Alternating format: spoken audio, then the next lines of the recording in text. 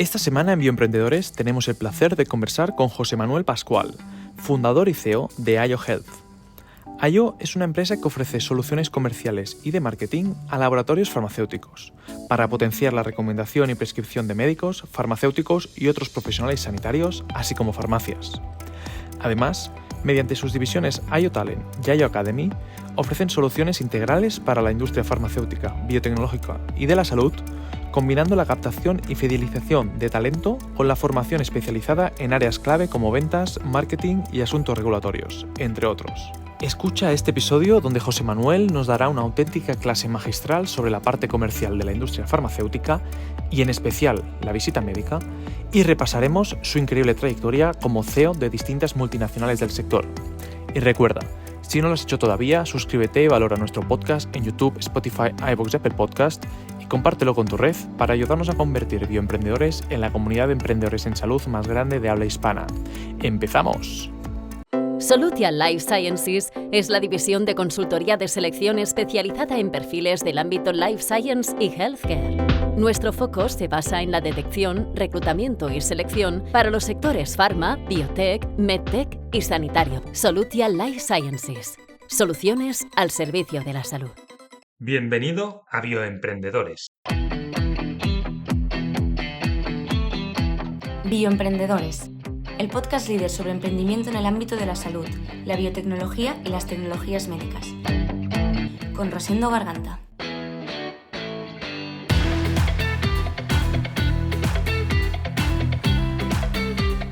José Manuel, ¿verdad? Normalmente todo el mundo llama José Manuel. Sí, José Manuel. Bueno, en algunos sitios Pascual, señor Pascual, pero esto ya es mucho más fuera de onda. Bueno, normalmente José Manuel, soy muy plano y muy directo. Bienvenido, señor Pascual. Muchas gracias. Bienvenido, José Manuel. Señor Garganta. Oye, un placer tenerte en Bioemprendedores. Encantado, encantadísimo de vuestra invitación y aquí pues dispuesto a plantear y a tirar adelante todo lo que sea. Sí, Sobre todo que aportar valor. Eso es importante. Para eso venimos. Oye, estimado, a mí me gusta mucho siempre empezar explicando a la audiencia de qué nos conocemos, el invitado y yo. Muy bien. Y en este caso... No lo cuentes todo. No lo cuentes todo. Vale. Pero en este caso que todo el mundo sepa que nos conocemos porque tú y tu compañía, Ayo Health, fuisteis la compañía, la consultora que nos ayudó a montar nuestra propia fuerza de ventas comercial en España. Absolutamente, la primera. Y la verdad es que lo vivimos juntos y desarrollamos mucho. Eran los comienzos de Dediker. Totalmente. Sí. Los comienzos comerciales. Y la verdad que es muy difícil porque la mayoría de emprendedores que venimos de la academia o que venimos de las partes técnicas, nos centramos mucho en el desarrollo de producto e infravaloramos o incluso ni le damos la importancia necesaria a la parte comercial, ¿no? Y el acompañamiento vuestro al principio fue fundamental. Te lo agradezco porque la verdad nosotros también aprendimos mucho de todo lo que es la parte específica vuestra, porque no todos los mercados son diferentes y cada cliente es un mundo. Con lo cual, la ventaja de trabajar en el ámbito de los servicios es que conoces muchas pequeñas historias de éxito, como la vuestra. Qué bueno. Pues venga, vamos a contar qué es Ayo Health. Fenomenal. Muy fácil. Ayo Health es una compañía de servicios que está focalizadísima en el cliente. Y en aportar valor al cliente. Es decir, si no hay cliente no hay posibilidades de desarrollar absolutamente nada. En nuestro caso, el cliente tipo es la industria farmacéutica. En general, compañías farmacéuticas de tamaño pequeño, mediano y grande que tienen un problema. Y como yo me he formado en una parte en el IS planteamos el problema-solución. Es decir, si hay un problema, tenemos que buscar la solución. Totalmente. Y entonces el tema es, recibimos y hacemos una especie de briefing muy directo con el cliente que nos plantea cuál es su problema. A veces no llega a unos targets que quieren llegar, a veces es de pronto no sé cómo sustituir a una persona que para mí tiene mucho valor, a veces es, oye, necesito que me echéis una mano en la estrategia, otras veces es, necesito que me busquéis talento. Bueno, pues al final son muchos los factores que determinan los servicios que damos a nuestro cliente. Esa es un poco la definición más corta y definitiva de All-in-One. All-in-One es todo en uno. Ayo es All-in-One. All-in-One, todo en uno. Es decir, intentamos dar una solución definitiva a cualquier problema que se nos plantee. Perfecto. Pero yo en aquel momento, cuando yo te conocí en el año 2022, conocía el servicio de outsourcing de fuerza comercial, o de montar fuerzas comerciales. En este momento, Ayo Health tiene más cosas. Bastantes más cosas. Bueno, el origen, como en el caso de Dediker, las compañías se van desarrollando y van polarizando un poco en base al comentario con los propios clientes. Vimos uno de los aspectos importantes, nosotros aportamos talento en cuanto a outsourcing, pero nos pedía también la industria farmacéutica talento propio que necesitaba para sus propias estructuras, ¿no? Entonces vimos que la parte de lo que se llama headhunting habitualmente era un tema que nos pedían con mucha insistencia, que teníamos la posibilidad de poder dar un servicio muy integral y completo de esa petición específica de los clientes, y desarrollamos IO Talent. Y de la mano de IO Talent, bueno, pues surge, y esto estamos casi debutando en ello, IO Academy. IO Academy de alguna manera plantea que ahora mismo el talento es absolutamente global y se tiene que buscar allí donde esté, en cualquier país o en cualquier situación. Y nosotros estamos empezando a especializarnos en formar en remoto en Latinoamérica, que es el primer impacto que vamos a desarrollar ya, y poder traer este talento para que se acabe de formar en España de forma presencial y que las compañías farmacéuticas que así lo requieran pues puedan de alguna manera interlocutar con talento latinoamericano. Qué bueno. Y profundizando, la verdad es que, lógico, cuando profundizas en algo te das cuenta de que hay especificaciones. 2 países concretos de Latinoamérica, cuando tú les haces una oferta en firme a esas personas que han venido de stage para acabar de formarse a nivel práctico, que son Chile y Perú, sí. Si tú les haces una oferta, esas personas no necesitan ni volver a su país. Es decir, el gobierno español ha llegado a un tratado con los gobiernos de Perú y de Chile, únicamente de esos 2 países de momento, y esas personas no necesitan visados, necesitan simplemente un contrato de trabajo y automáticamente tienen el NIE y la posibilidad de poder trabajar en España. Qué interesante esto. Qué interesante, con lo cual vais a formar talento latinoamericano, les permitís que hagan prácticas en compañías reales españolas. En nuestros clientes, en muchos clientes. En vuestros clientes. Correcto. E incluso que se incorporen a la fuerza comercial. Por supuesto. Qué bueno. Fuerza comercial o marketing o regulatorio, es decir, el curso es bastante dispar desde el punto de vista de diferentes profesionales, no solamente es comercial puramente, sino que tiene derivaciones de cualquier tipo de actividad que se haga en un laboratorio farmacéutico. O sea, alguien que quiera desarrollarse como bioquímico en una compañía farmacéutica puede perfectamente apuntarse al curso y nosotros ya lo derivaremos dentro de esa compañía al área de investigación que quiera desarrollarse. Vale, muy interesante. Yo pensaba que los 3 servicios, y lo repito, son Outsourcing, Talent y Academy. Yo pensaba que los 3 están enfocados en el área comercial. Sí, los 2 primeros sí, pero digamos, el tercero que correspondería con Academy es mucho más abierto. Mucho más abierto porque nos dimos cuenta cuando empezamos a conectar con compañías y sobre todo con facultades latinoamericanas de diferentes países, que había una petición muy directa de diferentes perfiles que no necesariamente buscaban entrar en la industria farmacéutica en el área comercial y de marketing. Perfectamente querían trabajar en el área de investigación o en el área de regulatory o en el área de producción. Y nosotros no íbamos a discriminar a esas personas que querían hacer el curso para enterarse un poco lo que es un laboratorio farmacéutico y si les complementa para desarrollar su carrera profesional, ¿no? Yeah. Danos un poco una radiografía de la compañía a día de hoy. ¿Cuánta gente sois? ¿Cuánto facturáis? El mix de facturación por estos tipos de servicios, etcétera. Bueno, estamos trabajando en este momento 35 personas de forma directa, ¿vale? Es el contexto de servicios, y luego tenemos una red de ventas de 70 personas que están dando servicio a una compañía multinacional que nos pidió justamente ese tipo de servicios, es decir, 70 personas para llegar a atención primaria. ¿Solo un cliente? Solo un cliente en este caso, sí. Muy bien. Entonces, pues ese es un poco el mix de nuestro trabajo en lo que corresponde con el área de outsourcing. El área de talent está desarrollándose de forma muy potente en este momento. Digo en este momento, pues tenemos como 16 opciones abiertas para buscar candidatos de diferentes compañías. En muchos casos son compañías casi siempre clientes nuestros directos, pero también hay clientes o no clientes que nos piden ese tipo de servicio, y lo hacemos de forma muy, muy activa. ¿Y qué buscáis aquí, por si a alguien de la audiencia le interesa? Pues en general puestos muy relacionados con la parte de comercial y de marketing, pero hemos fichado desde un director comercial hasta un delegado de visita médica o un delegado de ventas o un customer service o una persona que quiere dedicarse específicamente, nos ha pedido, para poder complementar su área de recursos humanos. Bueno, pues buscamos de alguna manera ese talento que nos piden e intentamos encontrarlo en la mejor de las circunstancias, es decir, nos gusta de alguna forma mirarle los 2 lados, ¿no? Creo que una incorporación a una compañía siempre es una autopista de doble vía. Que el candidato se sienta muy cómodo con la compañía que le quiere contratar y que la compañía que le contrata evidentemente vea el reflejo de la persona que busca en ese candidato, ¿no? Y hacemos un seguimiento puntual, es decir, hay un compromiso por parte de IO Talent de si una persona no consolida en los 6 primeros meses en una compañía, o por una parte o por la otra, puede ser el candidato o puede ser la compañía, la siguiente búsqueda es gratuita. Porque entendemos que 6 meses es más o menos el mix de tiempo que necesita tanto el candidato como la empresa para saber si hay match, ¿no? Match, exacto. Qué interesante, 16 posiciones. Si alguien quiere verlo ahora mismo, las posiciones están de forma muy directa abiertas en LinkedIn, a través de nuestro programa de LinkedIn, y también de forma activa en nuestra página web. Vale. Es decir, estamos con esas posiciones que muchas veces cambian y día a día se incorporan. Estamos buscando en este momento talento en España y Portugal. Vale. Portugal también es uno de los ámbitos que tocamos de forma muy activa, y hoy mismo, bueno, pues para una compañía multinacional del área de oftalmología, yo mismo he buscado el resorte, buscaba una persona para Oporto para venta en farmacia y una persona en Oporto para visita médica. Bueno, pues ya está en búsqueda, y tenemos candidatos justo esta semana que viene para poder presentar.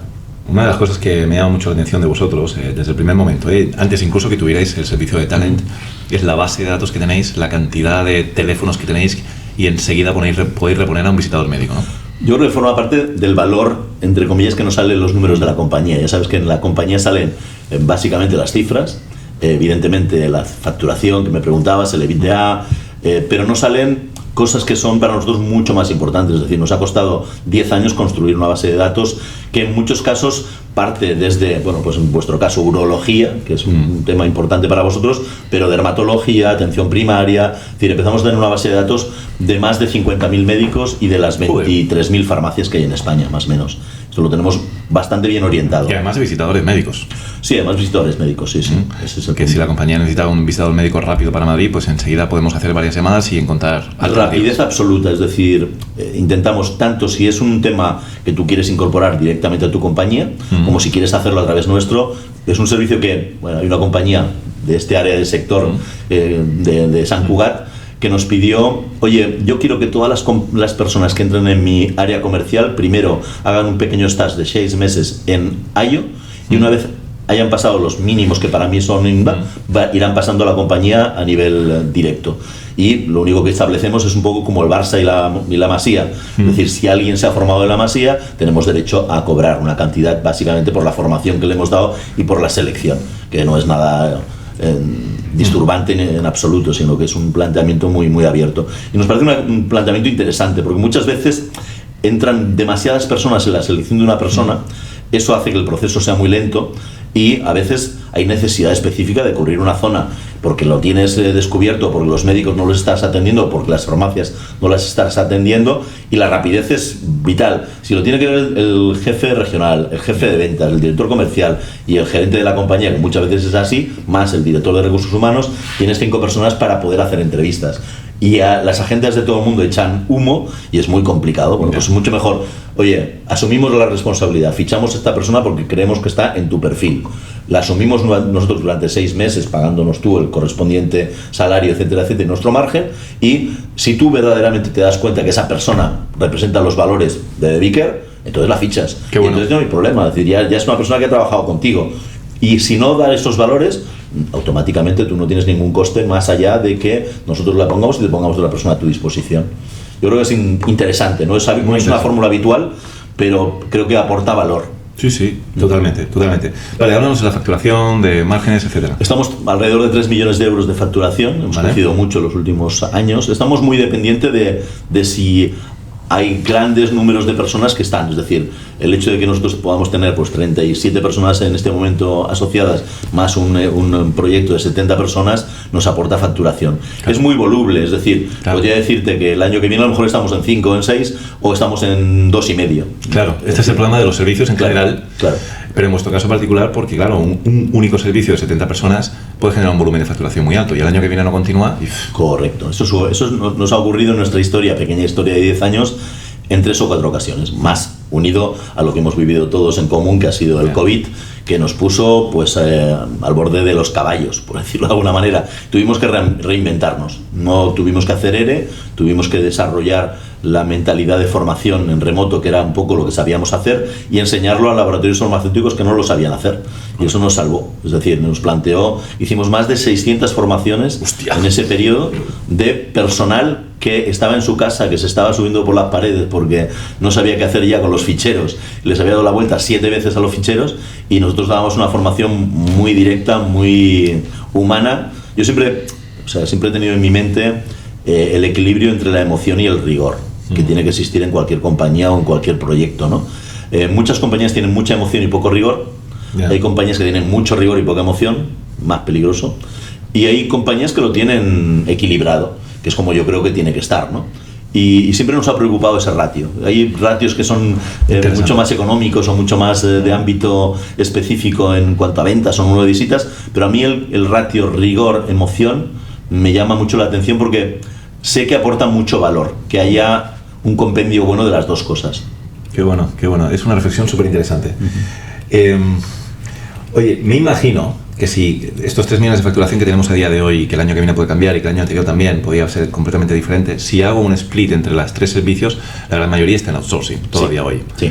Entiendo que talento está aportando valor, está aportando valor muy directo, porque digamos requiere menos infraestructura, no tienes que contratar coches, no tienes que plantear dietas, no tienes que hacer cálculos, pero tiene un contexto muy importante, y es que necesitas conocer el mercado y necesitas tener de alguna manera personas que te vigilen y que te den esa información en todas las partes de España. Y esto en nuestro caso ocurre porque tenemos, gracias a que llevamos muchos años en el mercado y que hemos estado en diferentes laboratorios farmacéuticos, muchos amigos y gente que nos pasa información de gente buena con simplemente una llamada. Claro. Por ejemplo, la llamada que yo he hecho hoy a Portugal ha sido en esa línea, decir, oye, necesito una persona para Oporto y otra para visita médica y una para venta de farmacia. Y la respuesta ha dicho, en una semana lo tienes, y tienes currículums, ¿no?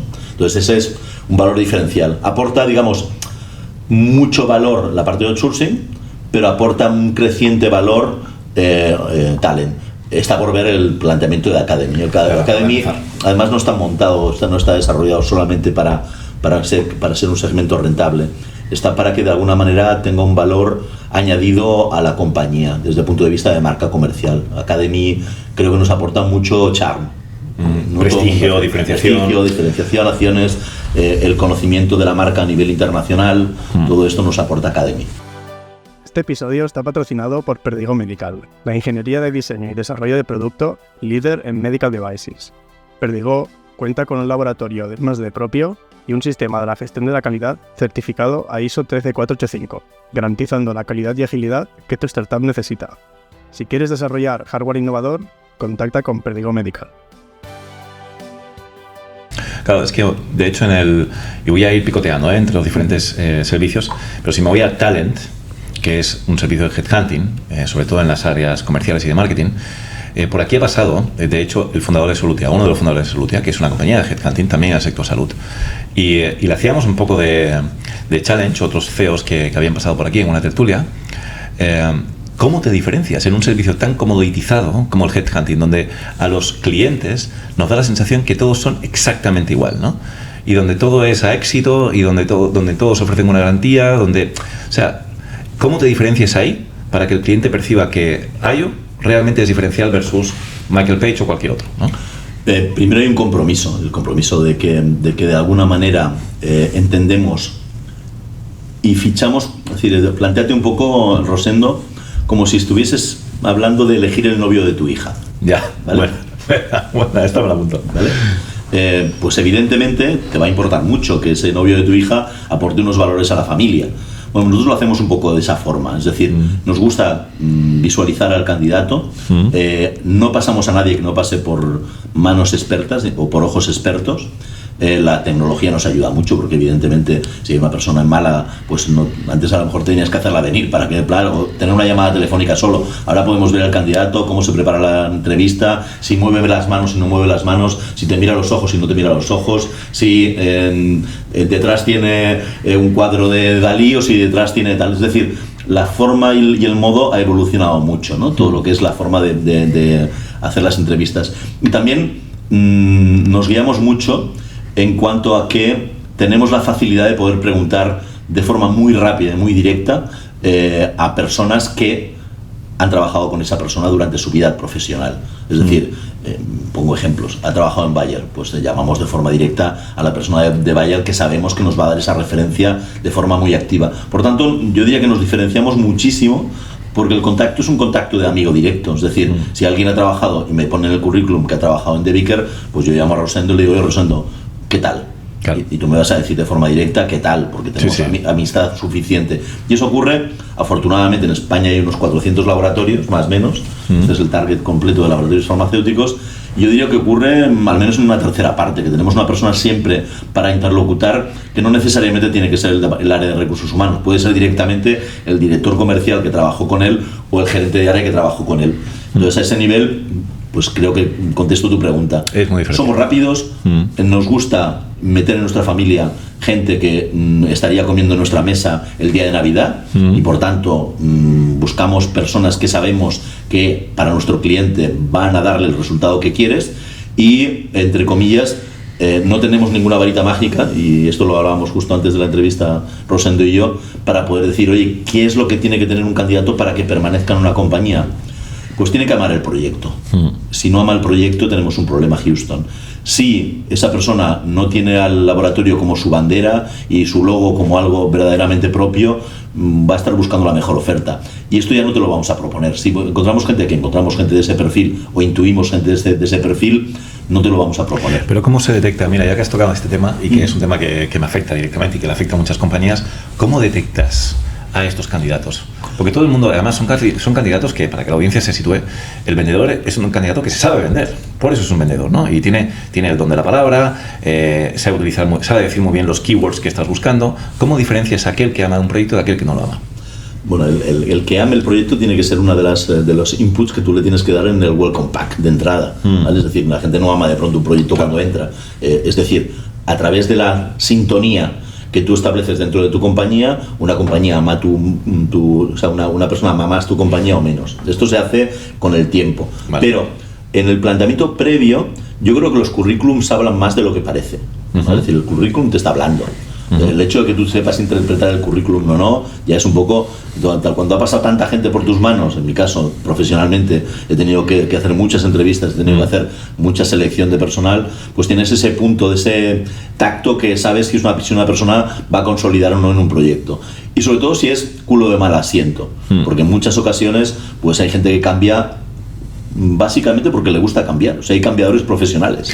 Pues lo ves, el tío ha estado 6 meses en cada sitio, es que no ha podido consolidar nada, no se ha enterado de la compañía todavía cuando ya está buscando un nuevo reto. Bueno, este tipo de personas, a lo mejor la primera vez cuela, pero la segunda y la tercera ya no cuela. Es decir, yo te digo: mira, ¿por qué has cambiado? Tú me lo explicas. Si yo no me lo creo, al final llamaré a esa... Oye, ¿qué pasó? No, es que no aguantó este tema, tuvo problemas con sus compañeros, no se integró bien. Buscar un poquito, es decir, dedicamos poco tiempo, creo, cuando es tan importante, ¿eh? Es decir, dedicamos poco tiempo a la selección real de un candidato, y por eso he puesto el ejemplo de el novio de mi hija para la familia, ¿no? Es decir, ostras, tienes que estar seguro de que esa persona está... Y luego, al final, si después de 3, 4, 5 años la persona se va a evolucionar mejor, oye, yo estoy contento, de verdad. Forma parte también de nuestro trabajo, ¿eh? Es decir, de pronto tenemos personas que han estado con nosotros 3, 4 años y reciben una oferta de la industria farmacéutica directa que les duplica el sueldo. Es como un hijo que yo he puesto en marcha, pues qué mejor que pueda plantearse esto. Y ha ocurrido incluso con amigos íntimos de algunos, entre comillas, famosos hijos de futbolistas, que de pronto están ahora mismo trabajando en la industria farmacéutica con un puesto genial, y que te llaman al cabo de 6 meses y te dicen: digo, ni se te ocurra cambiar. Claro. Ni se te ocurra cambiar. O sea, consolida, estás en una buena compañía. Sí, te ofrecerán 5.000, 10.000, 15.000, pero es que vas a tener que explicar tanto en tu currículum por qué has cambiado de esa compañía estupenda a esta otra que es más estupenda por los 15.000 euros, que no te merece la pena cambiar. Claro, efectivamente. Qué mensaje tan importante, y es verdad que cada vez esto se ve más, o al menos yo lo percibo así, ¿eh? Y ha sido un debate eterno con muchos CEOs que han pasado por aquí, el cómo nos preocupan los cambiadores profesionales, como lo has llamado tú, ¿no? De hecho, me preocupa tanto que a mí, cuando me llega el currículum de un cambiador profesional, es que ni siquiera lo llamamos entrevista, directamente lo tiramos a la basura. O sea, es que no llega a la entrevista. Está claro. Es decir, al final el talento es por muchas cosas, no solamente es por una. Hay gente muy brillante.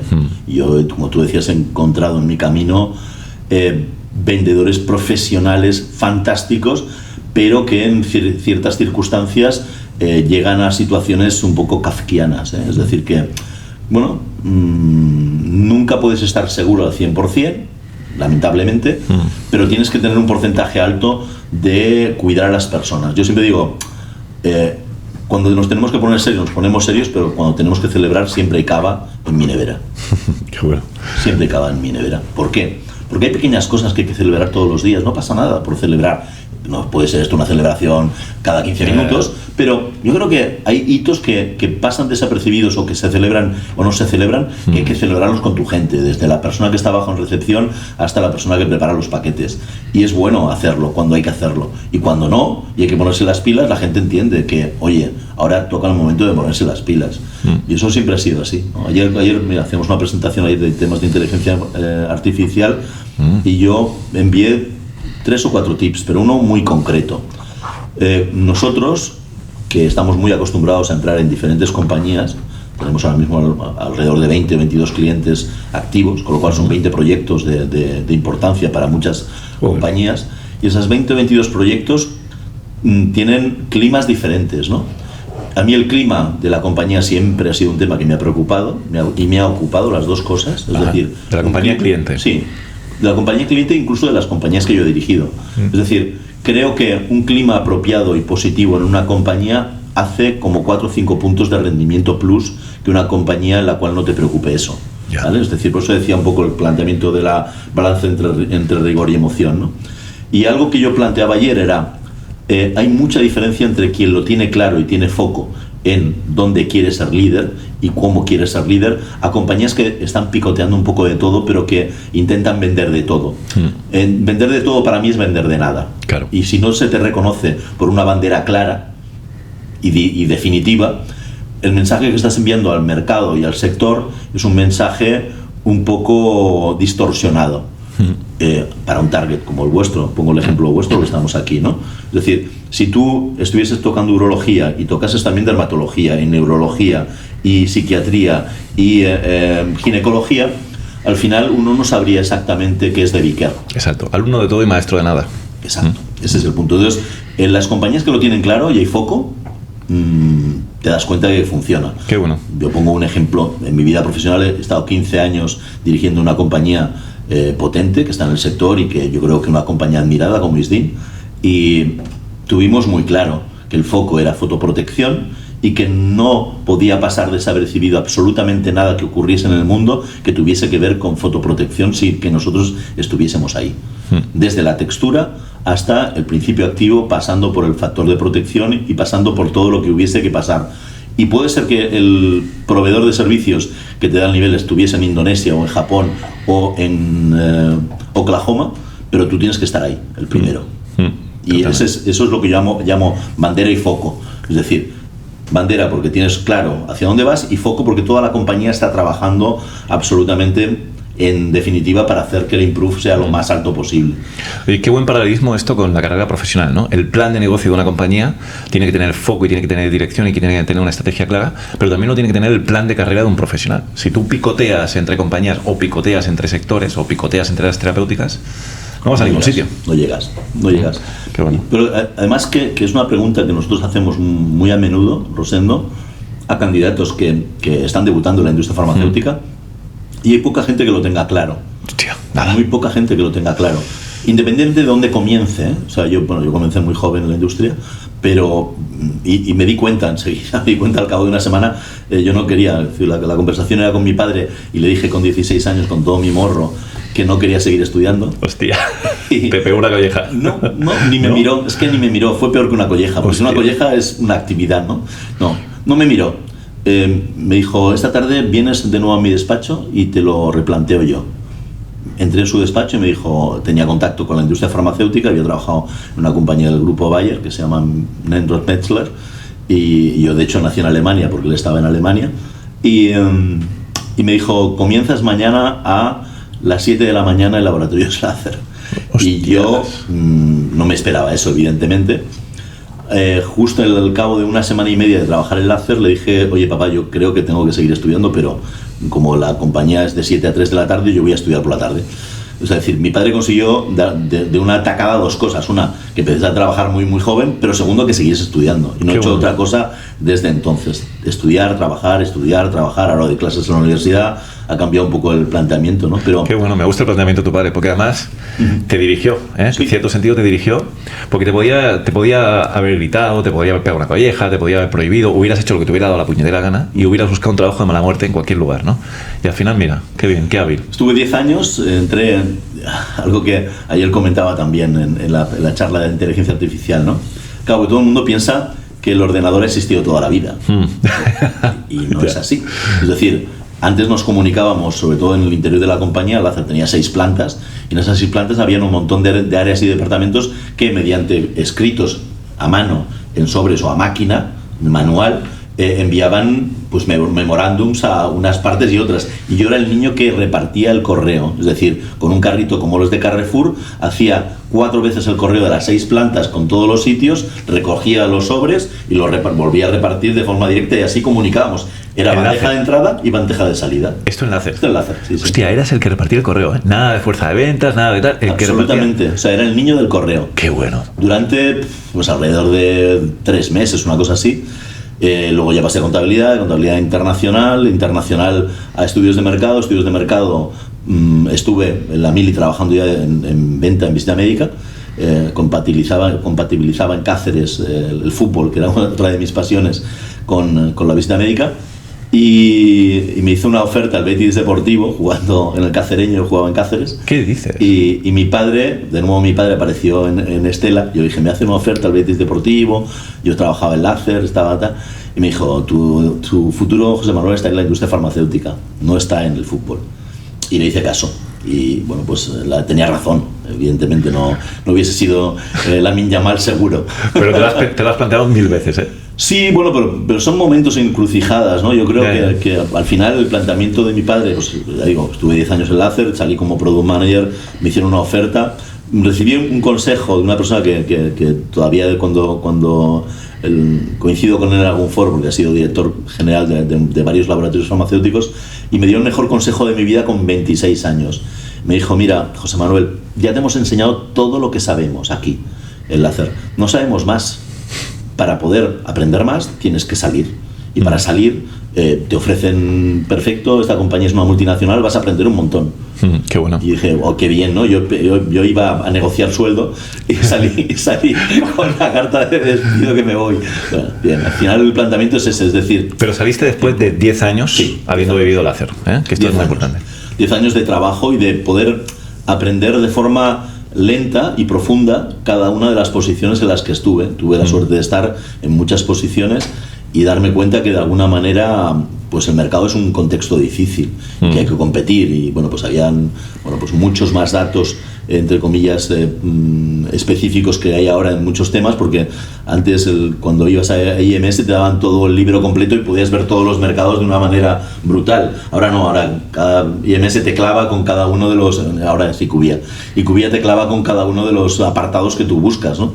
Y antes no, antes tenías todo el mercado global y pues podías perfecto.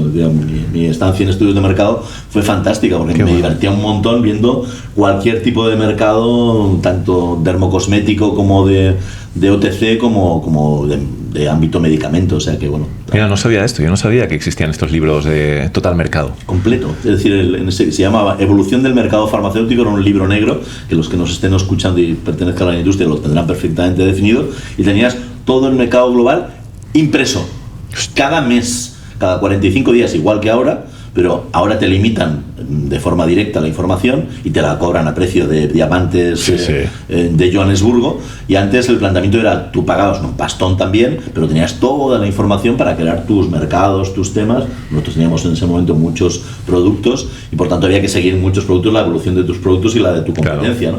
Entonces, bueno, pues sí. Y te permitiría ver pues mercados que estaban creciendo mucho donde te podías meter, que es que ahora, como vas a ciegas, no lo sabes, o tienes que pagar mucho. O tienes que pagar demasiado, o sea, bueno, es decir, evoluciona también un poco como estas compañías de estudios de mercado han definido su volumen de trabajo y su información, ¿no? Está claro. Sí. Oye, me interesa que vayamos a la historia tuya, pero antes de pasar a la historia, hay una cosa que me iba rondando en la cabeza desde que empezaste en la conversación, y son los 3 servicios y son los 3 tipos de clientes, ¿no? Pequeña, mediana y gran compañía farmacéutica. Empiezo por los 3 servicios. En los 3 servicios son servicios muy diferenciados, muy distintos entre sí, y de hecho son 3 PNLs distintas, son 3 compañías distintas. ¿Cómo se gestiona una compañía que tiene de facto 3 compañías distintas, con muchas sinergias, pero son 3 PNLs distintas? Bueno, nosotros intentamos primero dar protagonismo a cada uno de esos segmentos de manera específica. Los controlamos por separado, evidentemente. Vale. ¿Tenéis vuestras PNLs separadas también? Sí, y todo? sí, lo tenemos separado porque, como tú dices, son 3 actividades distintas y queremos ver que de alguna manera, y ahora que están sobre todo naciendo IO Talent y IO Academy, que cada una tenga su protagonismo. Es normal, es decir, que IO Sourcing sea una compañía rentable que lleva 10 años en el mercado y que tiene su aporte de valor, a que Talent aporte mucho crecimiento porque tiene poca estructura y mucho rendimiento desde el punto de vista de facturación, y Academy sea una compañía deficitaria perfectamente porque además nace con ese tipo de planteamiento y que los clientes van a llegar, todavía no han llegado. Entonces, claro, en ese punto las trabajamos de forma muy diferenciada y hay personal diferenciado con responsabilidades específicas para cada una de las 3 funciones. Es decir, hemos aprendido que hay coordinadores, evidentemente, de los proyectos que llevamos de outsourcing, que son proyectos a veces muy complejos, que necesitan especialización y que requieren ojos que nosotros, entre comillas, no podemos darle cada día. Y el planteamiento de Talent requiere específicamente fuerza en Barcelona y fuerza en Madrid, porque se dividen nuestros clientes más o menos. Las multinacionales, las grandes multinacionales están en Madrid, sobre todo las americanas. Hay multinacionales en Barcelona también, pero las compañías familiares en España están muy focalizadas en Cataluña y nosotros, entre nuestros clientes, tenemos muchas compañías familiares catalanas. Entonces, a ese nivel, cada una tiene su diferente forma de expresar. Pero desde el punto de vista del cliente nos da lo mismo, Es decir, nos da exactamente igual una compañía pequeña que una compañía startup, que una compañía mediana. Intentamos dar el mismo servicio de calidad a todas. Pero los problemas que tienen son distintos. Sí, completamente distintos. Que yo, si te planteo, Rosendo, cuáles son los 22 proyectos que llevamos, no se parecen casi ninguno a ninguno. Ya me imagino. Y eso es lo rico y lo bonito, ¿no? Porque de alguna manera sería muy aburrido siempre implementar el mismo tipo de acción comercial o de marketing de una compañía a otra. Hay una, vamos a decir, una especie de columna vertebral, que es el conocimiento de las personas que están trabajando conmigo, porque siempre es bueno rodearte de gente mejor que tú. Esto es un tema que he aprendido desde el inicio casi, es decir, yo estoy encantado de que todo el mundo sea mejor que yo. Yo puedo aportar valores en un tema y seguramente excelo en algunas áreas, pero no en todas. Entonces, el planteamiento de ser lo suficientemente humilde como para decir, oye, esta persona me aporta muchísimo valor porque es muy bueno aquí, perfecto, dale alas y tira hacia adelante.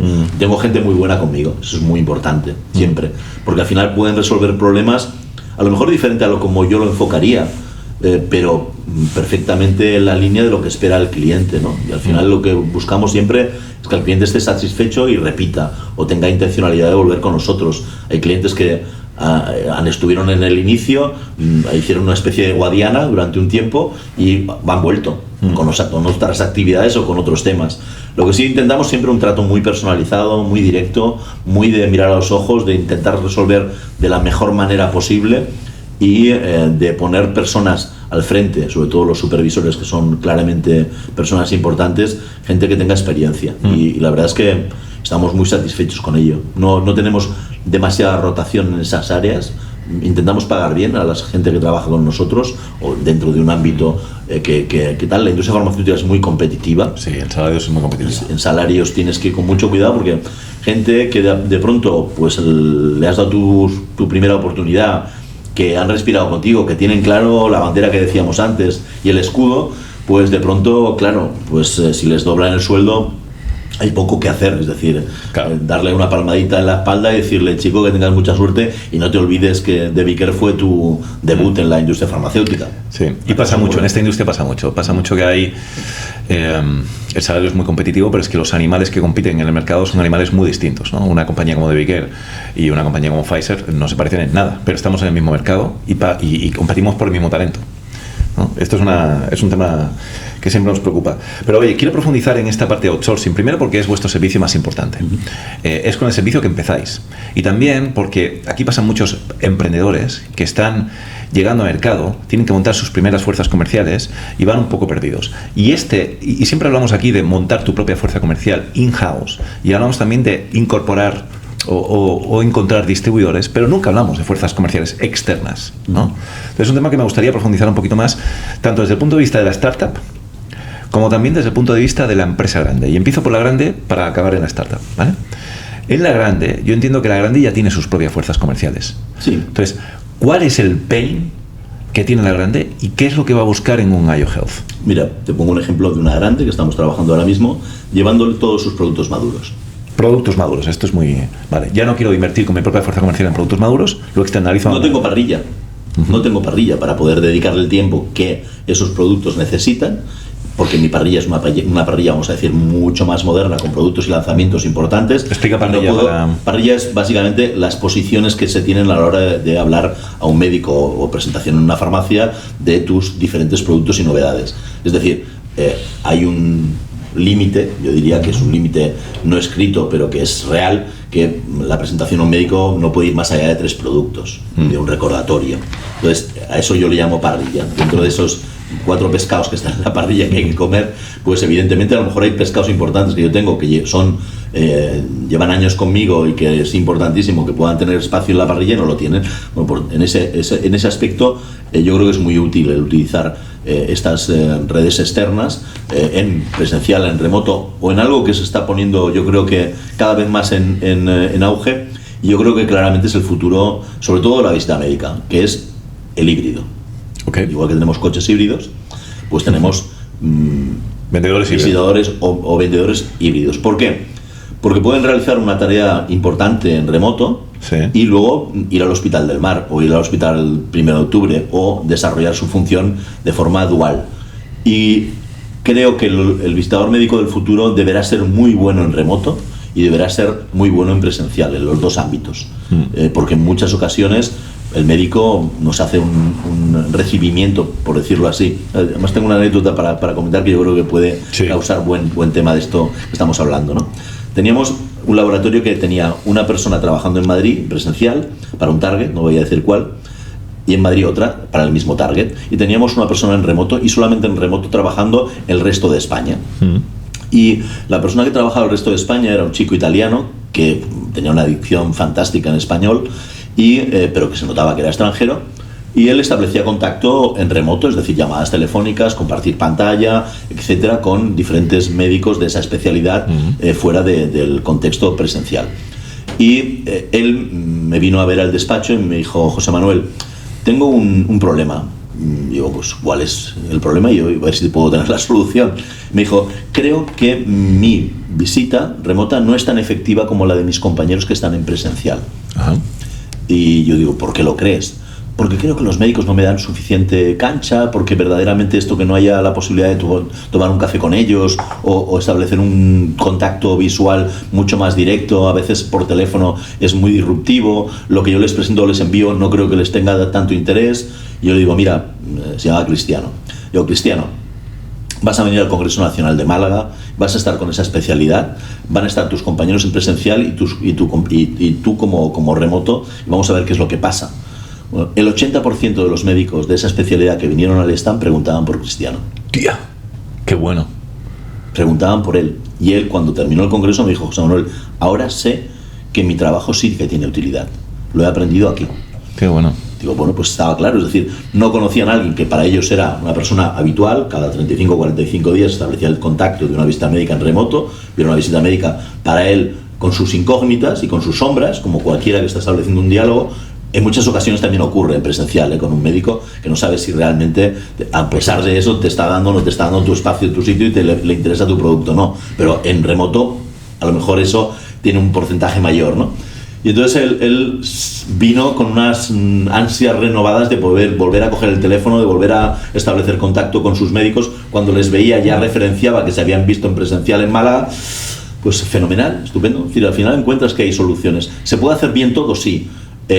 Cada cosa tiene su ratio, es decir, y la visita presencial es una visita más directa. Yo diría que yo odio la palabra impacto, porque al final el visitador médico piensa que es suficiente con ver un número determinado de médicos, y no es suficiente con eso. Lo suficiente es vender y hacer que esos médicos prescriban tus productos y tengan experiencias con tus productos, y eso a veces no salen los impactos. Entonces, esa diferencia es importante a la hora de plantear, porque significa vender o no vender. Yo puedo fichar a un super visitador médico que hace un montón de visitas y un montón de impactos y no vender absolutamente nada. Eso no tiene ningún valor. Por eso digo que esta persona que estaba en remoto se dio cuenta de que el feedback que había ganado con sus médicos viéndoles en directo, pues lo habían hecho mucho bien, pero que fuesen ellos espontáneamente al stand y decir, oye, ¿ha venido Cristiano? Alucinaba. Se dio cuenta de que quizá el número de interacciones que tenía podía ser menor que el de visita médica presencial, pero eran de mayor impacto, si quieres, aquí, ¿no? De mayor relevancia. De que se había ganado esa confianza casi sin darse cuenta, bueno. Porque lo hacía bien y porque era un tío responsable y que funcionaba fenomenal. Mira, hoy precisamente me han dicho que vuelve a Italia. Es decir, que, ha decidido dar un giro a su vida y vuelve a Italia. Bueno, al final el planteamiento un poco. Pero lo bueno de hacer remoto es que puedes seguir haciendo el trabajo de visita médica en remota desde Italia. Sí.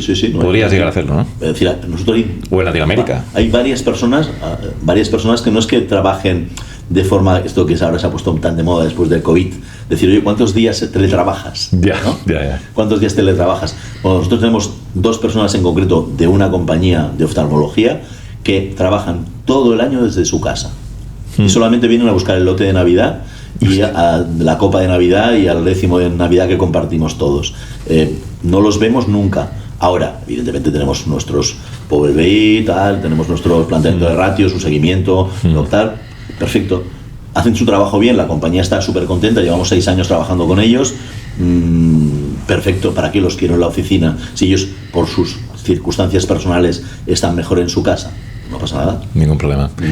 Muy bien, entonces las compañías maduras lo que están buscando, las compañías grandes, lo que están buscando muchas veces es que los productos maduros, los que ya no que le caben en la parrilla de promoción, los pueden externalizar a compañías como vosotros. Esa es una situación. Otra es llegar a targets que no estoy visitando. Ajá. Incluso tenemos 2 clientes que se han puesto de acuerdo para contratarnos una serie de personal que va específicamente a ver una especialidad. Vale. Esa. Porque los 2 concuerdan que están de acuerdo y sus productos no compiten entre sí. Y nosotros no creemos mucho de hecho no lo hacemos nada más que en este caso, el plantear ir a ver a un médico con multicartera, ¿vale? Es decir, no creemos en la multicartera, creemos que ya es difícil que identifiquen a un visitador médico con sus productos como para que identificar a un visitador médico con 5 o 6 carteras de productos de 2 o 3 laboratorios distintos. No nos encaja bien mentalmente y no lo promovemos. En este caso son 2 grandes compañías multinacionales, los 2, que nos dijeron target concreto, nos dijeron, este target nos interesa, nos gustaría que lo llevaseis vosotros y que nos acercaseis a ese target. Bueno, pues perfecto, lo hacemos, llevan 2 años trabajando, no ha habido ningún conflicto entre ellos, 0, y ese target está bien atendido de forma activa, tanto en remoto como en presencial en este caso. Hacemos el dual. O sea, una compañía que hace visita médica le puede interesar que hagáis visita en farmacia, una que hace visita a urología le puede interesar que complementéis con nefrología y cosas por el estilo, ¿no? De hecho, atención primaria. Es muy habitual que hagamos incursiones, sobre todo, es decir, el pan de todas las tortas ahora mismo es la atención primaria, precisamente. Primero porque hay un número ingente de médicos de atención primaria, porque tienen mucho poder de prescripción en muchas especialidades, porque muchas veces no derivan al especialista porque hay gran saturación en el mercado en este momento de ciertas especialidades, y entonces la industria farmacéutica se ha dado cuenta que la fuente no está abajo, que la fuente está arriba. Entonces, el ir a ver a un médico de atención primaria requiere mucha selección, porque también hay cierta especialización entre los médicos de atención primaria para ciertas patologías y ciertas derivaciones. Y pues hemos ido con éxito para presentar una línea de dermocosmética muy potente en fotoprotección a un target de fotoprotección, acné y alguna otra cosa más, pero la marca es una marca, digamos, global, y con muy buenos resultados de incursión en atención primaria cuando nunca habían ido a ver al médico general. O sea, es decir, se puede hacer ese tipo de cosas, el médico lo recibe bien. Yo siempre digo, la visita médica tiene que tener continuidad sí o sí. O sea, no puede ser guadiana, no puedes aparecer, desaparecer, ahora sí lo hago, mañana sí, hoy no, porque el médico es muy receptivo del servicio, sea como sea, ¿eh? Si es presencial es presencial, si es remoto es remoto, si es híbrido es híbrido, pero yo tengo que ver cada 45, cada 35, cada 20 días a Rosendo. Si no lo veo y no establezco con él un feedback directo, y de alguna manera le comprometo en positivo a utilizar mis productos y me dice lo bueno y lo malo y lo regular y estoy dispuesto a escucharlo todo, porque me interesa mucho, pero que tenga experiencia con ellos. O sea, no me sirve... algo que nosotros promocionamos mucho es que ayudamos a cerrar a tu equipo, porque la gran mayor parte de los equipos que conocemos les cuesta muchísimo cerrar, y cerrar significa vender o no vender, con lo cual no es baladí el tema. Es decir, y cerrar es establecer un compromiso más allá de la palabra. ¿Y qué significa esto? Yo les digo a muchos, cuando hacemos cursos de formación específicos para redes de ventas de la industria farmacéutica, les digo, lo más cercano que yo conozco de la profesión de visita médica, de la visita médica que yo entiendo como buena, es Sherlock Holmes. Qué bueno. Es Escuchar, observar. Escuchar, observar, investigar. Y no parar hasta que yo sepa si Rosendo me prescribe o no me prescribe, y en qué proporción y en qué rutinas y con qué frecuencia. Yo una vez tengo claro, es un poco lo que decía, es como manejar un pueblo, ¿no? Es decir, yo les decía a unos visitadores médicos que tuve la suerte hace como 2 semanas de hacer una formación en una convención, y les decía, cada uno de vosotros tenéis un pueblo de 280 habitantes, 300 habitantes. Yo, si vivo en un pueblo de 300 habitantes, llego a conocer a todo el mundo por su nombre y apellidos, y además sé quién es quién, y si le gusta el Barça o si le gusta el Madrid, o si le gusta la cerveza o si le gusta el vino. Vosotros estáis en esa posición de saber qué es lo que ocurre con vuestros 300 habitantes de vuestro pueblo, qué significa vuestro fichero, y la gente me miraba como si estuviese hablando de... Pero qué buena analogía, me gusta muchísimo, ¿eh? Y la mayoría, bueno, o muchos no lo saben. Muchos no, porque se conforman con un porcentaje relativamente minúsculo de su pueblo esté con ellos, y con esos 5, 6 o 15 ya viven. No, yo quiero que los 300 tengan posibilidades. Y como hay tantos médicos, yo siempre digo, sobran médicos, faltan prescriptores. Qué bueno. Sobran médicos. Médicos puedo encontrar 200.000 donde quieras, y voy a buscarte y encuentro médicos. Ahora, prescriptores, ya estos son otra cosa diferente. Entonces, para que se produzca ese milagro, yo tengo que ocuparme de mis 300 médicos de mi pueblo, que significa ese pueblo que yo tengo perfectamente definido. Y para ocuparme tengo que ir a la farmacia y ver si me prescriben, tengo que ir a la farmacia del hospital y ver si me prescriben, tengo que ocuparme del seguimiento, tengo que ver el mayorista de esa zona si realmente tal. Y todo eso forma parte de mi trabajo, no solamente, entre comillas, hacer impactos. O sea, mi trabajo es ideal, es fantástico, siempre y cuando lo haga con esa perspectiva de querer saber qué es lo que ocurre con mi pueblo de 300 habitantes. No conformarme con que les caiga simpático a 15 y que esos 15 con una rutina más o menos interesante me prescriban o no. Esto no me llena, a mí no me llenaría como profesional. Y este tipo de cosas que estás diciendo ahora, ¿esto lo hacéis como formación para las fuerzas de venta de vuestros clientes, para vuestras fuerzas de ventas de outsourcing? Forma parte de nuestro decálogo. Es decir, esto no lo sabía yo, ¿no? Pues cuando nos contratas a alguien, nosotros nos ocupamos de plantearles este tipo de dilema, porque si no lo tienes en la cabeza no lo haces. Es decir, y el dilema es algo más allá de ese pensamiento de que se trata de ver médicos. Sí, evidentemente, claro, si tú solamente eres tan crack que ves 3 médicos al día y todos tus números salen, oye, fenomenal, pero no es así. Es decir, tienes que ver 7, 8, 10, 12, 15 y además preocuparte y ocuparte de esta secuencia. Y yo creo que finalmente quien lo hace, excele y se sale de la media. Y a lo mejor te lo fichan porque es mejor, tal. Pero bueno, yo entre comillas, además es curioso este tema. O sea, yo siempre he querido, somos 2 hermanos en mi casa, ¿no? Mi hermano es periodista, yo soy economista y mi padre ha tenido otra formación. Es decir, pero los 3 hemos trabajado de alguna manera en la industria farmacéutica, nos hemos focalizado, ¿no? Y mi hermano siempre ha trabajado como visitador médico y siempre, bueno, primero empezó en Barcelona, pero casi siempre, 30 o 35 años en una compañía también ubicada en el área de Sant Cugat, multinacional, y no ha querido pasar de visitador médico a nada más, porque era muy feliz con el tipo de vida que llevaba. Claro, es que es teniendo capacidad, ¿vale? Teniendo capacidad para poder ser gerente de área, para ser director comercial o jefe de ventas, pero me rebatía siempre. Yo decía, claro, mi mente competitiva, que yo siempre he ido a tirar adelante, tal, no sé qué, claro, no cabía su tal. Si tienes la capacidad, tienes la titulación, tienes los años, ¿por qué no evolucionas? Entonces, el argumento, ya cuando le apretaba mucho, sí, el argumento más potente que me dio fue: José Manuel, es que en Zaragoza hay pocos gerentes de área. Si no me va bien como gerente de área, ostras, no voy a poder ser de nuevo visitador médico y me quedo un poco en tierra de nadie. Qué bueno. Y digo, pues muy bien, ya está, perfecto, estupendo, no hace falta que me digas nada más. Bueno, para que veas un poco que la mentalidad genética de alguna manera de familia, pues no se traduce de la misma manera. Yo soy competitivo hasta debajo del agua, y me pones con una pelota y me muero por marcar un gol, y si me pones con cualquier cosa y voy a muerte para conseguir cuota de mercado. Sí, sí. Lo he hecho siempre, estoy en ese punto. Y he tratado que las personas que trabajasen conmigo tuviesen esa pasión.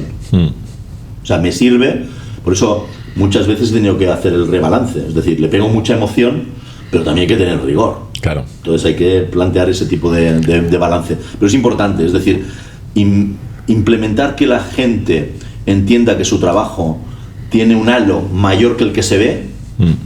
El pueblo de los 280 habitantes, y cuántos los conoces y cómo los conoces y cuántos verdaderamente están comprometidos contigo, que me parece el A. Totalmente. Qué buena reflexión. Oye, pues me apunto esto de la formación de equipos, porque yo creo que es uno de los grandes, al menos como compañía pequeña, y ahora entramos en las compañías pequeñas. Como compañía pequeña, primero tienes el dilema de ¿qué hago? ¿Monto mi fuerza comercial? ¿Busco distribuidores? No es tan evidente para una compañía que viene de desarrollar producto, ¿no?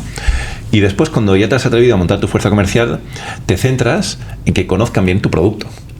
Pero no te centras en las partes de habilidades técnicas y de habilidades sociales y de todo esto que tú estás explicando ahora, ¿no? Y ahora mismo en Deviker, que ya llevamos 3 años con nuestra fuerza comercial y estamos creciendo a un magnífico ritmo al 35-40% anual en el mercado nacional, noto que nos falta, muchísimas gracias, noto que nos falta esto, nos falta trabajar estas habilidades técnicas. Por supuesto, toda nuestra gente, es gente que ha trabajado durante muchísimos años en la industria farmacéutica, pero aún así no viene mal refrescar determinadas habilidades técnicas, ¿no? Yo creo que es vital, y es un poco, la industria nos gastamos fortunas en las reuniones de ciclo y en los espacios y los hoteles y el planteamiento y las reuniones y los lanzamientos, que está muy bien, y yo creo que he abogado por eso. Creo que hay que trabajar un poquito más el team building, es decir, un poquito más el team building, hacer equipo es importante para consolidar el tema de la bandera. Y cuando a nosotros nos han planteado cómo lo haríais, pongo un ejemplo muy práctico de este año pasado, una compañía que está creciendo también a doble dígito y que estamos entrando en la parte, digamos, de la estrategia. Y le planteamos a la directora general: vamos a hacer el Camino de Santiago. Hostia, qué bueno. Vamos a hacer el Camino de Santiago juntos. Vamos a hacer una primera etapa este año, una etapa siguiente el año que viene y otra etapa el tercero, para ver un poco cómo evolucionamos desde el punto de vista de los valores y de los retos y de los objetivos juntos, ¿no? Y ese Camino de Santiago, con gente que era muy dispar, con diferentes edades, con diferentes capacidades físicas, fue muy emotivo, porque de alguna manera planteamos diferentes cosas en la propia etapa de ese camino que vivimos juntos. Evidentemente, el esfuerzo del ir cambiando de grupitos, el ir manejando, el que tener una tortilla desestructurada que no sé qué, no sé cuántos, el parar y tomarte un Ribeiro, el esforzarte, el compartir la cantimplora, hace que de alguna manera todos los conceptos que tocamos por la tarde se entendiesen muchísimo mejor. Entonces, bueno, pues hay que buscar un poco esos guiños que nos plantea el camino juntos, y lo que la reflexión, que a veces vas solo, que a veces vas acompañado, que a veces está tu compañero que se queda un poco atrás, que a lo mejor tienes que rezagarte para cogerlo. Nos dan un montón de ejemplos a cosas que ocurren en el día a día de nuestro trabajo. Y bueno, pues intentamos de alguna forma cuidar mucho esos pequeños detalles, hacer que la gente viva de forma muy activa los valores de la compañía a través de esas secuencias, y te llevas sorpresas de gente. Mira, en esa misma compañía, voy a poner el ejemplo, el 70% o el 80% de la gente que estaba era gente de Ayo, era de nuestro equipo. Al cabo de un año esa compañía quiso fichar y fichó las 8 o 9 personas que correspondían con el equipo de Ayo, entre las que había una persona de más de 60 años que también la fichó. Joder. De más de 60 años que también la fichó, que forma parte de su equipo, que lleva el escudo de la compañía, que nosotros estamos encantados. Y yo diría que, si tuviésemos que hacer un paralelismo, están muy contentos con todos, pero con este en especial. Qué interesante, qué bueno. 60 años plus, es decir, Sí, normalmente en una selección normal no lo ficharías. Y sin embargo, en el conjunto de lo que aportamos en esa etapa, mira, curiosamente además él era el de Galicia, para más INRI, y está dentro de la compañía, encantadísimo, y es una persona que ha trabajado en multinacionales, que tiene todo tal y que está aprendiendo de nuevo y que tiene un espíritu joven fantástico para el resto del equipo. O sea que Qué bien. Qué bien.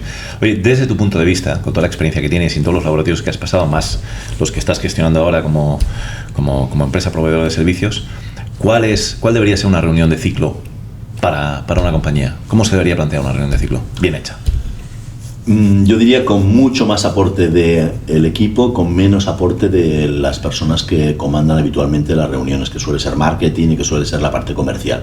Es decir, para mí el protagonista máximo de una reunión de ciclo es el vendedor y por tanto no puedes estresarlo solamente con los roleplays y plantearle un poco como solamente los que aportan, sino trabajar su experiencia para que su experiencia y la experiencia del equipo redunden en los demás. Es decir, creo que se trabaja mucho desde la óptica de que hay poco tiempo y hay que hacer muchas cosas, marketing o comercial, cogen el mando, hacen el programa y los convertimos en escuchadores profesionales durante 2 días, cuando son gente que está acostumbrada a estar al aire libre y a plantear el tema. Entonces es una especie de pequeña catástrofe. Entonces, por eso digo que bajo el prisma mío, de como yo entiendo las reuniones de ciclo modernas, es un contexto muy dinámico.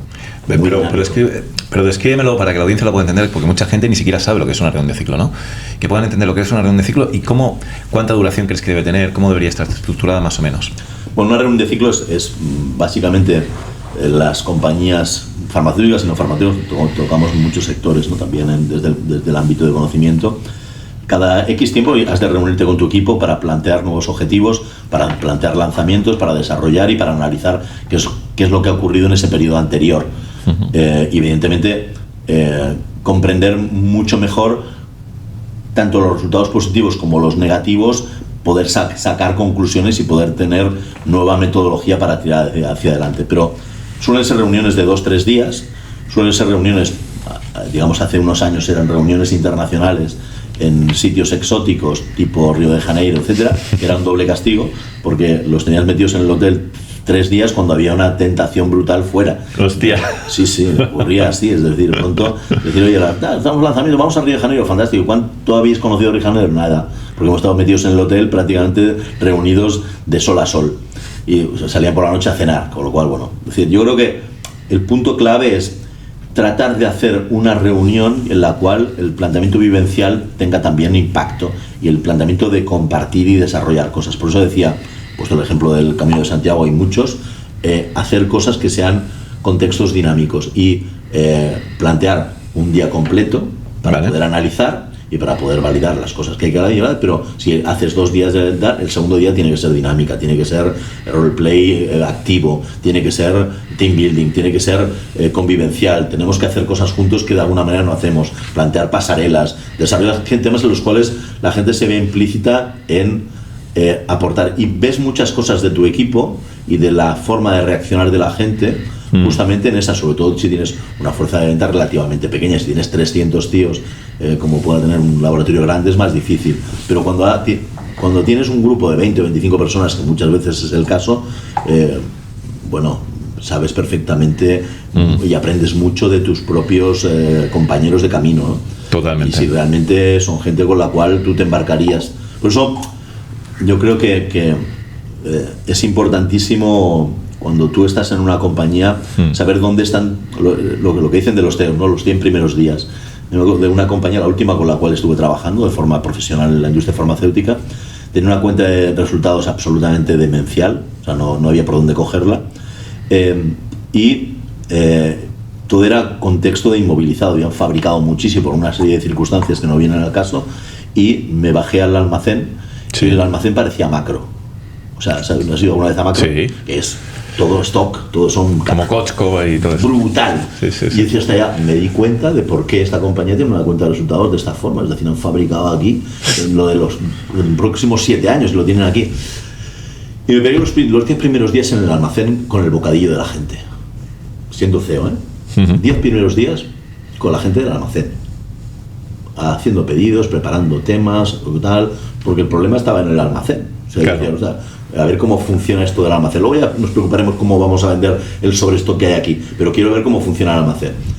Y me di cuenta, primero les descoloqué absolutamente a toda la compañía decir, oye, no, el problema está en finanzas, no, el problema no está en finanzas, el problema ya está en finanzas desde hace tiempo, pero el tema es, lo tenemos en el almacén. Es que yo cuando lo vi en su magnitud, me di cuenta de que realmente teníamos un gran problema a resolver, ¿no? Y curioso, esa compañía me quería contratar como consultor, y yo al propietario le dije, mira, yo como consultor es imposible que pueda tomar las decisiones que hay que tomar para que esto se revierta. Yo lo que me puedo comprometer contigo hasta los próximos 3 años y darte una cuenta de explotación positiva. Qué buena carta de presentación. Nos dimos la mano y al cabo de 3 años tuvo su cuenta de resultados positiva, después de hacer lo que había que hacer, toda la cirugía, toda la amputación, todo lo que de alguna manera había que plantear. Pero los 10 primeros días me los pegué en el almacén, con el bocata con la gente. Qué bueno. Y al final aprendes mucho más a veces de las personas cuando estás en un planteamiento, como se diría en Cataluña, plan E, es decir, que estás en la primera base, que no planteándote un consejo de administración donde salen 25.000 números y la competencia. Si el problema lo tenemos abajo, si es que tenemos un huevo de cosas ahí en stock que no sé cómo se os ha ido la olla con esto. No, me ha encantado además la reflexión de que el CEO tiene que estar allí donde está el problema principal de la compañía. Sí. Y es verdad que muchas veces el CEO, y yo me puedo incluir en esto que voy a decir ahora, a veces te metes en tu propia burbuja de tareas y en tu propia rutina y tienes un problema en un lado, pero estás tan metido en tu burbuja de tareas y tu rutina que no tienes tiempo para ir a arreglar lo que tienes que arreglar, ¿no? Y qué gran error es este. Punto claro, por eso digo que las cosas tienen que ser vivenciales. Intentar aprovechar que sobre todo cuando hay una compañía que tiene un rango medio, que hay muchas, afortunadamente en España tenemos un montón de compañías pequeñas, medianas, que están desarrollándose, que están implementándose y que no se dan cuenta de que el vendedor o el visitador médico o cualquier actividad comercial requiere, para que resuelva sus problemas y sus apoyos, la comprensión y la ayuda de toda la compañía. Es decir, yo lo veo todos los días, es decir, compañías medianas que tienen un problema brutal en los envíos, brutal en la concepción de los datos, que los vendedores van perdidos en cuanto a lo que tienen que vender o no vender, que verdaderamente reciben el material del comienzo de ese ciclo que hablábamos antes, 15 o 20 días después de la reunión de ciclo. Por tanto, ¿para qué reúnes, te gastas un pastón en un hotel, etcétera, si luego los chicos no van a tener el producto disponible el lunes para empezar a trabajar con las herramientas que tienen que trabajar? Es inaudito, pero ocurre y sigue ocurriendo. Entonces el tema es, oye, primero arregla los problemas estructurales y luego nos meteremos en que los chicos van a vender y cómo lo van a vender. Pero si no arreglo lo estructural, es imposible que funcione el resto. Entonces me tengo que poner en donde tenemos el problema. El problema está aquí, como tú decías, está aquí, perfecto. Estupendo. ¿Cómo sacamos? ¿De qué manera validamos esto? ¿Cuánto somos capaces de desarrollar? ¿Cuántos pedidos podemos preparar por día? Porque si no me voy a esa preocupación, a lo mejor hago que toda la fuerza de ventas esté focalizada en crear pedidos, pero no los puedo servir porque tengo 4 chicos que están desmotivados en el almacén y no tienen ni la más remota idea, no tienen los toros adecuados para poder sacar el tema. Es decir, primero el ritmo y luego vamos a ver cómo lo dimensionamos. Bueno, al final Qué bueno. Es difícil, yo creo que es muy complicado ser CEO. Es mucho más fácil ser CEO de una compañía grande que de una compañía pequeña. No te creo, pero bueno, vamos a la historia. Vamos a la historia y ahora profundizamos en esto. Me quedé en que empiezas con 16 años en Láser, después de enfrentarte a tu padre, y sales como Product Manager 10 años más tarde. Sí. ¿Qué pasa a partir de ahí? A partir de ahí pasa que me encuentro con una multinacional, porque Láser, a pesar de que es una compañía que ha crecido mucho y que se ha desarrollado mucho, en ese momento era una compañía familiar de origen alemán, por eso mi padre tenía el contacto, y me di cuenta que las situaciones en una multinacional son completamente distintas. Voy a una compañía que tenía una pequeña estructura en España, una compañía italiana, que se llama Farmitalia Carlo Erba, que de pronto asume la compra de una compañía brutal, la primera compañía española de antibióticos, que es Antibióticos S.A. Wow. Mario Conde y Abelló haciendo sus particulares incursiones y la compañía estaba ubicada en Madrid y la compañía italiana estaba en Barcelona. Primer punto, alguien tiene que ir a Madrid. Bueno, pues a Madrid vamos los personajes que de alguna manera teníamos. Éramos en marketing 3 o 4 personas, una estructura muy pequeñita, y ellos eran una gran estructura. Porque en aquel momento, volvamos al contexto, en aquel momento no había Teams, ni había teléfonos móviles.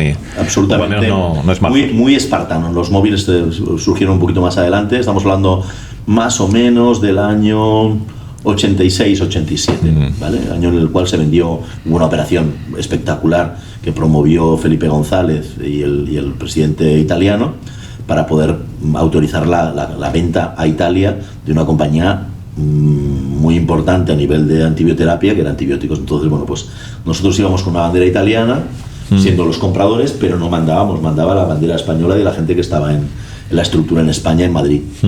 Y bueno, pues fue un aprendizaje. Estuve 4 años desarrollando productos médicos, casi todos eran productos de ámbito médico, y de pronto ocurre algo que también es absolutamente inaudito ahora. De pronto recibo una llamada telefónica que me pasan. Yo pensaba que era un médico, yo pensaba que me iba a plantear algún problema o alguna historia con mis productos, con los que yo llevaba productos para cardiovascular, para diferentes patologías, y el médico, que era médico, me dice: mira, soy otorrino, te llamo, pero es que soy además el director de recursos humanos de L'Oréal España. Hostia. Sí. Y dice, y me han hablado fenomenalmente bien de ti y me gustaría poder conocerte. Y yo digo, pues encantadísimo, cuando usted vea, pues encantado, ningún problema. Y bueno, pues pasan como 15 o 20 días, yo me olvido de esta conversación, que me parece un poco extraña y rara. Y de pronto viene la chica, que yo no tenía secretaria todavía, pero tenía pues un pool de secretarias que nos atendían a los Global Product Managers, estaba como Global Product Manager, había un saltito más adelante, y me dice, está aquí el doctor Guillén. Y yo digo, ¿el doctor Guillén? Digo, ya ni te acordabas. Ni me acordaba. Y se plantó él directamente en el laboratorio donde yo trabajaba. Y había las mamparas estas que se separaban en los espacios, ¿no? Total, entra en mi espacio de mamparas, por decirlo de alguna manera, con mi mesa, y le digo, creo que lo que vamos a hablar no tiene mucho sentido que lo hagamos aquí, si me permite, no estoy cómodo, tal. Digo, pues salimos fuera y planteamos y hablamos lo que usted quiera. Le agradezco mucho que haya venido, doctor, tal. Imagínate. Sí, te viene a tu casa. Muy kafkiana, ¿no?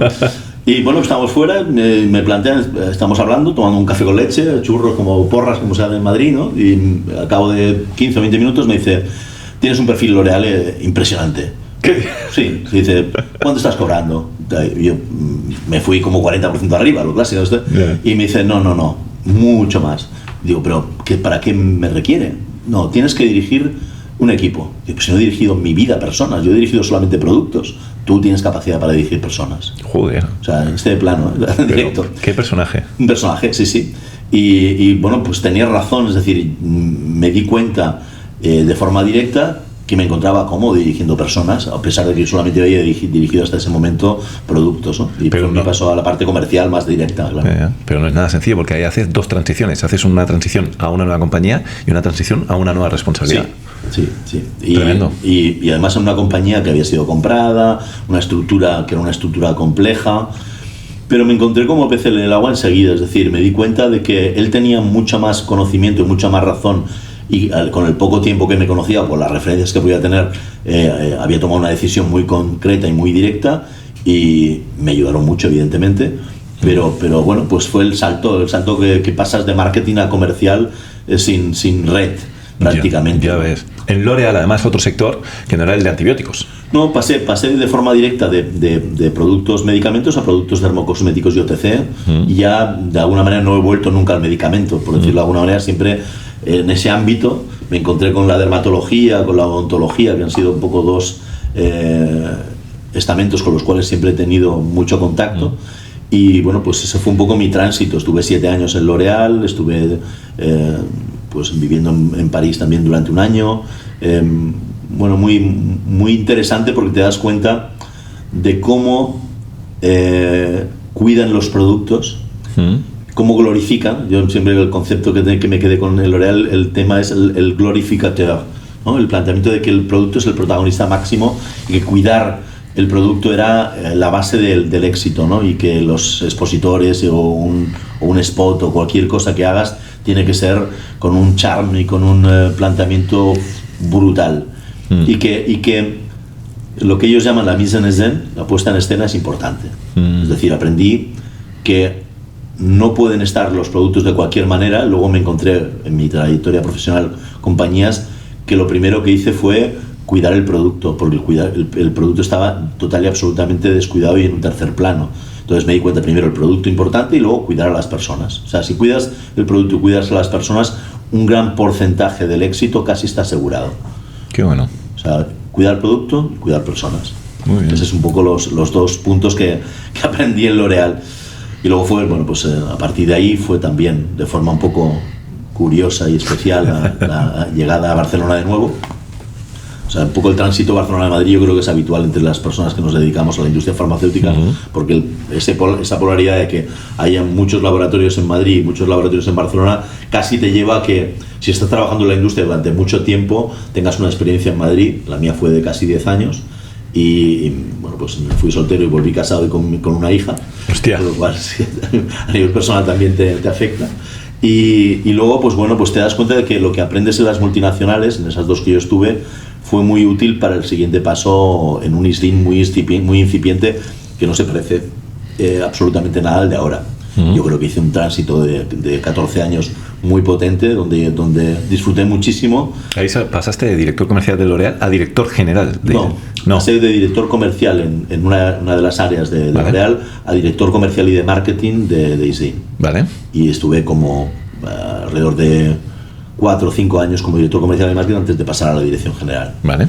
Pero bueno, también fue curioso, ¿no? Porque, claro, venía de una gran multinacional como L'Oréal, donde todo está muy bien estructurado, donde, como te decía, el cuidado del producto y el cuidado de las personas es un match clarísimo, a una compañía donde, bueno, yo renuncié a L'Oréal, dije que me iba, y volví a Barcelona, volví a mi casa, estaba mi familia aquí, de alguna manera era un tránsito, la familia de mi mujer también, o sea que era un tránsito familiar favorable y profesional de mucha complicación, ¿no? de mucho lío. Porque de pronto me encontré en una compañía, lo primero que hice fue, dentro de mi ámbito, llevarme a todos los mandos intermedios que tenía, algo así como 20 o 25 personas, de diferentes líneas y diferentes etiologías, marketing y comercial, al Hotel Estela, me acuerdo, es perfecto, el Hotel Estela en el Garraf, y me costó media mañana de reloj que saliese el primer problema que tenía el laboratorio. Hostia. Media mañana. Nadie se atrevía a hablar. Nadie se atrevía a hablar en absoluto. Y recuerdo que en media mañana salió el primer problema y llenamos toda una sala tipo como esta que estamos aquí, llena de problemas en cartulinas que nos inundaba absolutamente todo, ¿no? O sea, hice como, o sea, salía el primer problema y detrás salieron 250.000 problemas. O sea, yo había todo lleno de problemas. Yo respiré 3 veces y recibí una llamada de L'Oréal. En ese mismo instante, recibo una llamada de L'Oréal, me salgo fuera, que además había un parque, estaba mirando la playa, el mar, y L'Oréal me proponía volver como director general. ¡Hostias! Sí. Real, ¿eh? Madre mía, vaya timing. Me proponía volver como director general y primero por el compromiso que yo ya tenía y el compromiso que había adquirido esa mañana con todos los managers, me pareció absolutamente desleal decir me vuelvo de nuevo a Madrid, que lo podía haber hecho perfectamente porque todavía, de hecho mi familia físicamente todavía no estaba en Barcelona, me había desplazado yo, lo clásico, porque había que cerrar la casa, bueno, pues eso ocurrió. Entonces, lo que me salió, de forma directa, agradecí mucho, os agradezco mucho, he estado 7 años con vosotros. Si hace 5 meses o 6 meses esto hubiese estado en la mesa, seguramente mi decisión respecto a irme hubiese sido otra. Agradezco mucho el hecho de que me hagáis la propuesta, pero tengo que declinarle y deciros que no. Joder. Con lo que significaba para mí en cuanto a evolución. Pero bueno. Tú en aquel momento no tenías ni idea de que podías progresar hacia director general ni no, digamos, fue un tránsito complejo porque fue de todos los cambios que yo he hecho, en general todos han sido relativamente fáciles. Bueno, el de L'Oréal fue tan fácil como lo que os he dicho, ¿no? O sea, pero el de ISDIN fue complejo porque habían 2 familias, la familia Puig, la familia Esteve, 2 tipos de formas de ver el negocio totalmente distinto, y estuve como 6 meses de reuniones y de encuentros con diferentes personalidades de las 2 familias más los ejecutivos de la compañía, ¿no? La verdad es que me parecía que no íbamos a llegar nunca, nadie hablaba nada de cuáles eran las condiciones. Yo me querían conocer, todo el mundo me quería conocer, estaba perfecto, estupendo, todo iba muy bien, pero pasaba un mes, pasaba otro, y yo seguía un poco buscando excusas para venir a Barcelona. El tema, una selección de 6 meses, Joder. Bastante curiosa. Bueno, pues ocurrió eso y bueno, pues en la sala de reuniones, cuando volví después de esa conversación telefónica, estaban todos los problemas y dije, bueno, pues vamos a ordenarlos. ¿Cuáles son los más importantes y por dónde empezamos? Bueno, pues empezamos a trabajar, empezamos a plantear y creamos, yo creo que un buen grupo de trabajo y una filosofía que encarta con esto que yo comentaba al principio, ¿no? ¿Cuál es el foco? ¿Dónde somos los mejores o dónde pensamos con I+D que podemos ser los mejores? Y a partir de ahora el I+D tiene franquicia en los vuelos hacia cualquier parte del mundo para encontrar nuestro destino para ser el mejor en fotoprotección. Y ese fue un poco el fiel de la balanza y lo que desarrollamos e hicimos. Recuerdo que las mejores texturas estaban en Japón. Muy bien. Y entonces, bueno, Pues a Japón. En Japón es donde encontramos las mejores texturas y donde se planteó. Evidentemente luego ha habido pues un periplo distinto, creo que se ha gestionado bien la compañía y ha habido un buen desarrollo. Y bueno, pues tú también tienes que tener tu tiempo, ¿no?, como profesional para saber cuándo es el momento de pasar a otro proyecto. Y yo creo que eso también no hay un libro que te explique cuándo hay que pasar a otro proyecto, pero bueno, la sensibilidad es importante y para mí el equilibrio entre el rigor y la emoción se desvirtuó y entró mucho más rigor y mucha menos emoción y yo no estaba cómodo. Entonces ahí pues fue el siguiente cambio. Pero fueron, en todo caso, 14 años. 14 años. Vale, y ahí entra el siguiente reto, ¿qué es? Leti, Laboratorios Leti, compañía familiar también, peculiar. Bueno, 4 unidades o 5 unidades de división distintas, porque ahí no estaba clara la bandera. ¿Sí? Estaba la bandera por un lado de la alergia, que era una bandera importantísima, la bandera de la dermatología, la bandera de los diagnósticos, la bandera de la leishmania, muchas banderas. Ya. Entonces, bueno, pues muchas formas de ver la compañía distinta y, bueno, pues siempre el planteamiento es intentar hacer las cosas bien, ¿no? Y era una compañía que tenía mucho reto porque teóricamente había un cambio generacional familiar que, bueno, pues... Por aquí ha pasado Fede Grego, el de V Devices. Sí, pues, bueno, Fede es para mí una persona muy querida. Sí. Nos apreciamos mucho. Con su compañía, con Varixio, ha sido una compañía con la que hemos trabajado en AIO y hemos ayudado mucho. Y hemos desarrollado muchas cosas positivas y seguimos estando muy cerca, ¿no? Entonces, bueno, pues fueron 4 años maravillosos de trabajo, de ilusión, de plantear las cosas bien y, bueno, pues a partir de ahí implementé este último que he comentado, que era pues eso, una cuenta de explotación imposible en Primader, que la verdad es que les tengo muchísimo cariño a los socios y a cómo se desarrolló el tema. Y ahí es donde, de alguna manera, en ese tránsito entre Leti y Primader fue cuando vi la posibilidad de poder desarrollar AIO. O sea, AIO nace en Alemania, de una idea en Alemania, y bueno, pues la verdad es que fue muy premonitorio porque me di cuenta que se podían hacer muchas cosas en remoto que yo no había visto hacer en España nunca. Y nos adelantamos un poco a lo que luego la pandemia puso en valor, ¿no? Que utilizábamos la tecnología de manera muy precaria. Y creo que se sigue utilizando la tecnología de manera muy precaria. Tú que eres también, como yo, te gusta la tecnología, creo que se puede aplicar todavía mucho más.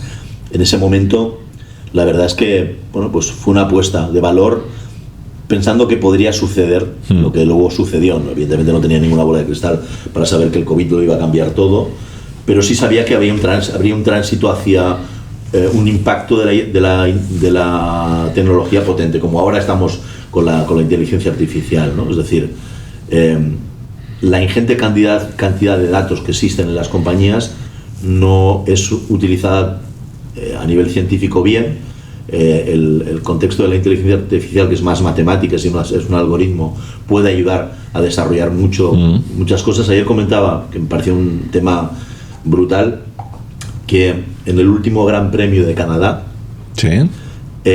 las escuderías desarrollaron 4.000 millones de hipótesis de cómo iba a suceder la carrera. ¿Qué dices? 4.000 millones de hipótesis relacionadas con los coches, relacionadas con el circuito, relacionadas con la meteorología, relacionadas con la capacidad de los mecánicos, relacionadas con todo.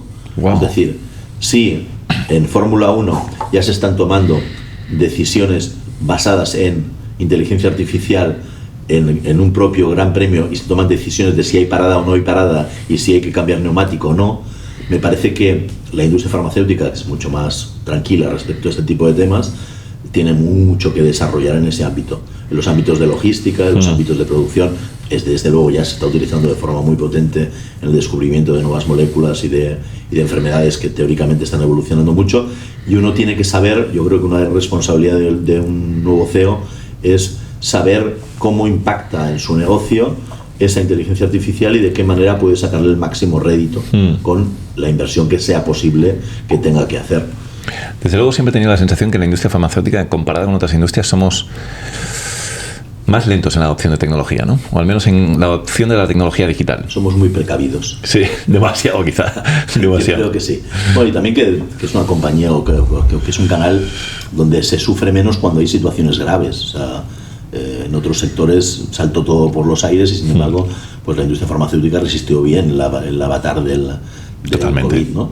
Y no cerraron ninguna farmacia, las farmacias estaban abiertas, estaban disponibles. Bueno, yo digamos que creo que cuando hablamos con gente joven, y ahora mismo estamos pues en contacto con mucha gente joven a través de Academy, uno de los puntos claves es elegir bien el sector. Yo, si algún mérito he podido tener, aparte de esa conversación con mi padre con 16 años, fue entender al cabo de 2 semanas que tenía que seguir estudiando. Yo soy economista y mi carrera se forjó básicamente trabajando y estudiando en el láser, con las ventajas que tenía ese tipo de ámbito. Y luego también un poco en que al final tienes que ir con un sector que te lleve un poco en volandas, ¿no? Y yo creo que el sector farmacéutico es un sector que cuida en general por encima de la media a las personas que trabajan en él, y que de alguna manera el trato y el contacto con los médicos, con los farmacéuticos, es un trato educado y positivo en general. Hay particularidades, como siempre las hay en cualquier tipo de tema, pero creo que yo, que tengo pues 2 hijas, las 2 me han salido en el ámbito marketingiano. Ah, mira. Sí. Una ha trabajado en Planeta, ahora dio el salto al diario Sport, a la parte deportiva, y ahora está como marketing manager en una compañía que se llama Lapso, que se dedican a temas de gimnasio de élite y que trabajan un poco el ámbito de gimnasios de una manera un poco muy top, ¿no?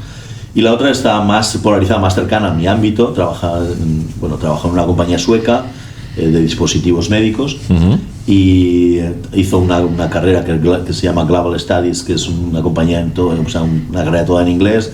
Ha estado en Estados Unidos viviendo. Bueno, pues tiene un planteamiento un poco de vida muy internacional, y ahora está en una compañía pequeñita que está dedicada sobre todo a pequeñita o relativamente pequeñita, está facturando 300 millones. Vamos a ver. Bueno, ya me gustaría que fuera pequeñita así de como son, y entonces trabaja en el ámbito marketing y el ámbito comercial con moléculas. O sea que bueno, bien. Oye, qué bueno. Y volviendo al tema de IO, ¿no? El timing es perfecto, porque de hecho, por lo que estoy viendo aquí en la página de LinkedIn, y tú me corriges, parece que se funda sobre el 18, ¿puede ser? De hecho, mediados del 18. Se empieza a gestar en el 14, pero ¿sí? Digamos la primera actividad comercial, cuando ya nos empezamos a capitalizar de ficheros y de ideas y de desarrollos, y salimos de un poco de un coworking donde que había que sacar el gato de encima de la mesa, pues es el 17-18. Sí. Vale, y en el 19 nos llega la COVID. Sí. Y entonces a vosotros esto de alguna manera os descoloca, como a todo el mundo nos descolocó, pero les sabéis sacar la vuelta de tuerca. Le dimos la vuelta, perdimos, o sea, si en ese momento teníamos 12 clientes, perdimos 8. Así, hostia, de un día para otro. Porque lo primero que se hace es, oye, todo lo que está externalizado fuera. Corto. Todo lo que es. Además, no hay ninguna penalización o pequeña. Sí, relativamente, pero bueno, era un momento excepcional para todos. Claro. Al final comprendías. Esto también es verdad. Tenías que dar también un poco esa, entre comillas, a pesar de que tú te estabas jugando tu vida, pues tenías que comprender un poco que la gente tenía que sacar rendimiento donde fuese. Y al final, si no cuidas tú al cliente en esos momentos, el cliente al final no te cuidará tampoco a ti después. Claro. Claro. Y la verdad es que tuvimos mucha suerte en ese ámbito. Primero, lo que te decía, ¿no? Éramos todavía una compañía un poco más pequeña de lo que somos ahora. Pudimos negociar pues, el contexto del alquiler para que de alguna manera nos impactase menos. planteamos la austeridad como un punto clave y diáfano, trabajábamos todos desde casa y empezamos a tocar clientes que de alguna manera tenían a todos sus vendedores en su casa, y bueno, pues nos surgió que lo que sabíamos hacer, que era vender en remoto o atender en remoto, era importante, y nos vinieron frases muy, muy icónicas que se han quedado un poco para siempre con nosotros, ¿no? Les dijimos: ahora que tu médico está solo ante el peligro en un hospital haciendo más horas que tiene el reloj, en situaciones críticas y con situaciones muy, muy complejas que resolver, ¿no crees que es un buen momento para poder estar al lado de él? Qué bueno, le dais la vuelta a la situación. Sí. Y lo entendían, pero no para llamar por teléfono a un médico y decirle: oye, acuérdate de lo mío. No. Sino para decir: ¿cómo estás? ¿Y cómo te encuentras? ¿Cómo tal? ¿Necesitas algo? ¿Puedo ayudarte en algo? ¿Hay algo que esté en mi mano que pueda ayudarte, que pueda hacer? Bueno, pues ese contexto más emocional, mucho más emocional, tuvo muchísimo eco para quien lo sabía hacer bien, es decir, para quien lo hacía de corazón, ¿eh? Es decir, este planteamiento hay que saber hacerlo. Nosotros lo que decíamos era: oye, si esos 280 que están contigo y que los conoces, que es tu pueblo, ahora mismo tienen X necesidades, pues puede ser simplemente que tú cojas y encargues un desayuno y envíes los croissants para el desayuno, y es perfecto. Correcto. Entonces, este tipo de actividad tuvo mucho eco. La verdad es que el boca a boca funcionó muy bien entre diferentes laboratorios. Hicimos 600 formaciones. Y rápidamente os hicisteis con la bandera del remoto en visita médica. Nos hicimos en la bandera del remoto en visita médica. Nos sirvió para eso, para hacernos con esa bandera de forma directa. Evidentemente evolucionó muchísimo todo lo que tiene que ver con compartir pantalla, compartir contenido, verte en frecuencia, verte en situación, Teams, etcétera. Y bueno, pues hicimos ver que era positiva esa formación, y que la gente que no utilizaba el remoto para nada en su actividad, o que lo utilizaba mal, había una forma de utilizarlo bien, y que no era necesario específicamente hablar de producto. O sea, no ibas a hacer una visita de producto, no era el momento. Era el momento de estar al lado de tu pueblo y de tu gente y de tus médicos. Y la gente lo asimiló muy, muy bien. Se hacían muchas actividades, muchos planteamientos de: oye, pues necesito esto, te llevo aquello, en este momento tal, o geles, por ejemplo. Encontramos una compañía con muchísima capacidad de fabricar geles, y bueno, pues dábamos muchísimos geles a hospitales, etcétera, a través del contacto que tuvimos con esta compañía, de forma absolutamente gratuita, para que los facultativos de esa especialidad que le interesaba a ese laboratorio viesen que había un gesto por su parte de estar cerca para resolver, ¿no? De ayudar. Muy bien. Eso nos planteó que, bueno, el revival después del COVID fue espectacular. Qué bien. Espectacular. Tuvimos que, bueno, pues buscar una sede más grande, desarrollar muchas más funciones. Bueno, creo que tuvimos también supimos estar en el lugar que teníamos que estar en ese momento, que no es fácil. Oye, ¿qué diferencia, ahora a toro pasado, qué diferencia ves entre ser un directivo de una compañía ya establecida, incluso una multinacional, a ser emprendedor? Bueno, si me hubiesen explicado, yo he sido un emprendedor tardío, Rosendo. Sí, pero emprendedor al fin y al cabo. Tardío.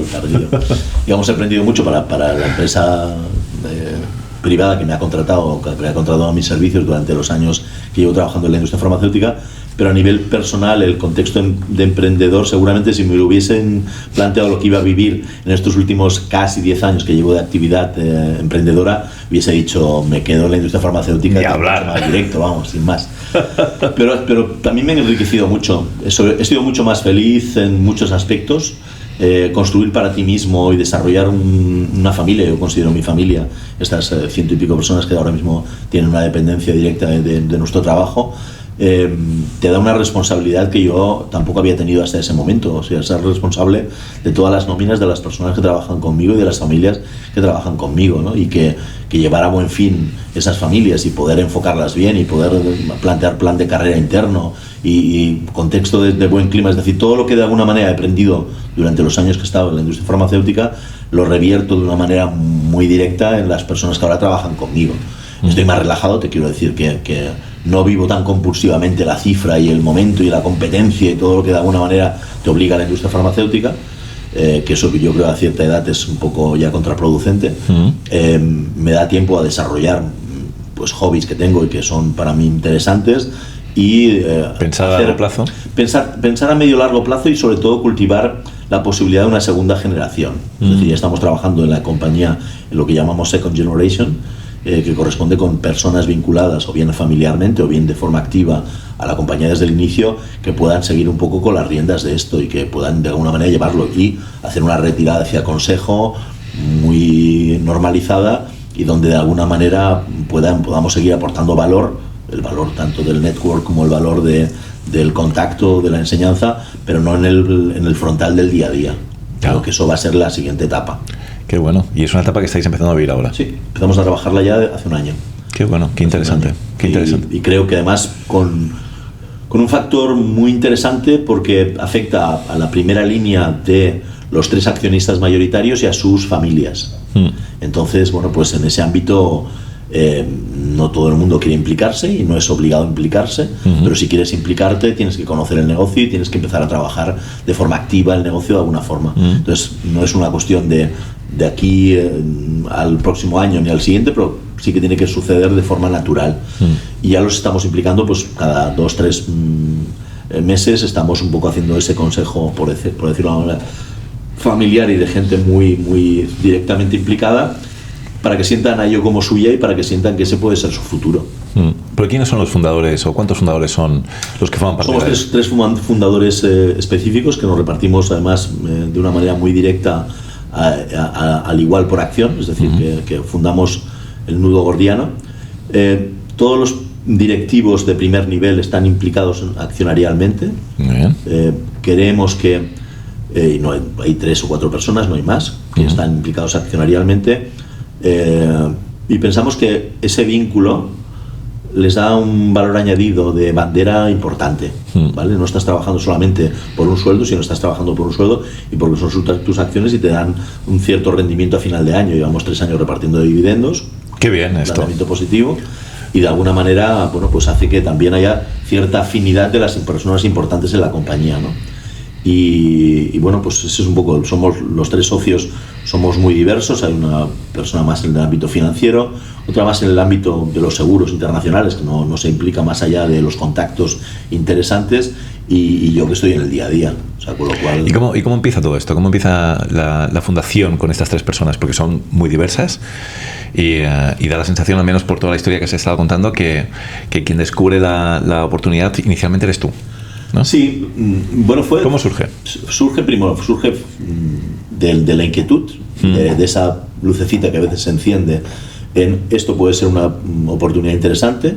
Lo dialogué con 2 personas que yo creía que me aportarían valor, no eran específicamente mis mejores amigos ni tal, sino creía que aportaban valor en el sentido de que uno aportaba más esa experiencia financiera y el otro la experiencia de los negocios, y eso fue un poco el núcleo primario con el cual desarrollamos el valor de la compañía. Como ninguno de los 3 podíamos dedicarle tiempo a la idea, y era una idea germinal, en el año 2014, contratamos una directora general, que fue Tania, y que entre los 3 le pagábamos su sueldo, un sueldo muy poco referencial, pero que era un sueldo que para nosotros pues era una forma de vincularnos y de vincular a esa persona. Y le dimos un porcentaje ya directo de acciones en ese momento y una promesa de si empezábamos a trabajar de forma activa y conseguía su primer cliente, yo me implicaría al 100%.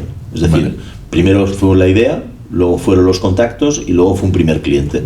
Que puedo decirlo, fue el Laboratorio Estambón, que es un laboratorio que bueno, pues primero nos ha ayudado mucho, hemos tenido tenemos muy buena relación con ellos, y fue un poco el primero que se atrevió a... Qué importante es el primero. Claro, muy importante, ¿no?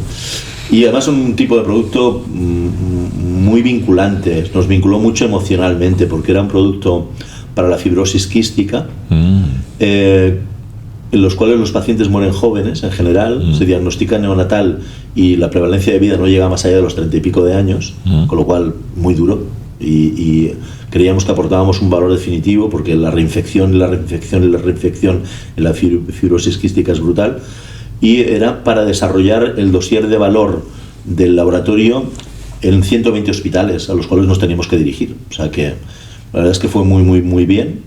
Entroncamos fantásticamente bien con la fuerza de ventas, con la parte de marketing. Bueno, hicimos un trabajo muy bonito, y es lo que de alguna manera me animó a tomar la decisión de dejar mi responsabilidad en la industria farmacéutica. Ya había puesto la cuenta de resultados de Primaderm en línea, y el planteamiento tenía una oferta en firme de un laboratorio farmacéutico con una cifra importante, y tuve que tomar otra decisión de camino. Es decir, ya era tu momento. O vas a la situación que a lo mejor el 70 o 80% hubiesen planteado, decir, oye, vuelvo otra vez a la dirección general de un laboratorio importante y vuelvo a tener silla y tal, o me implico en esto. Y sabía que los próximos 10 o 15 años iban a ser duros, lo tenía claro, no era ningún iluso.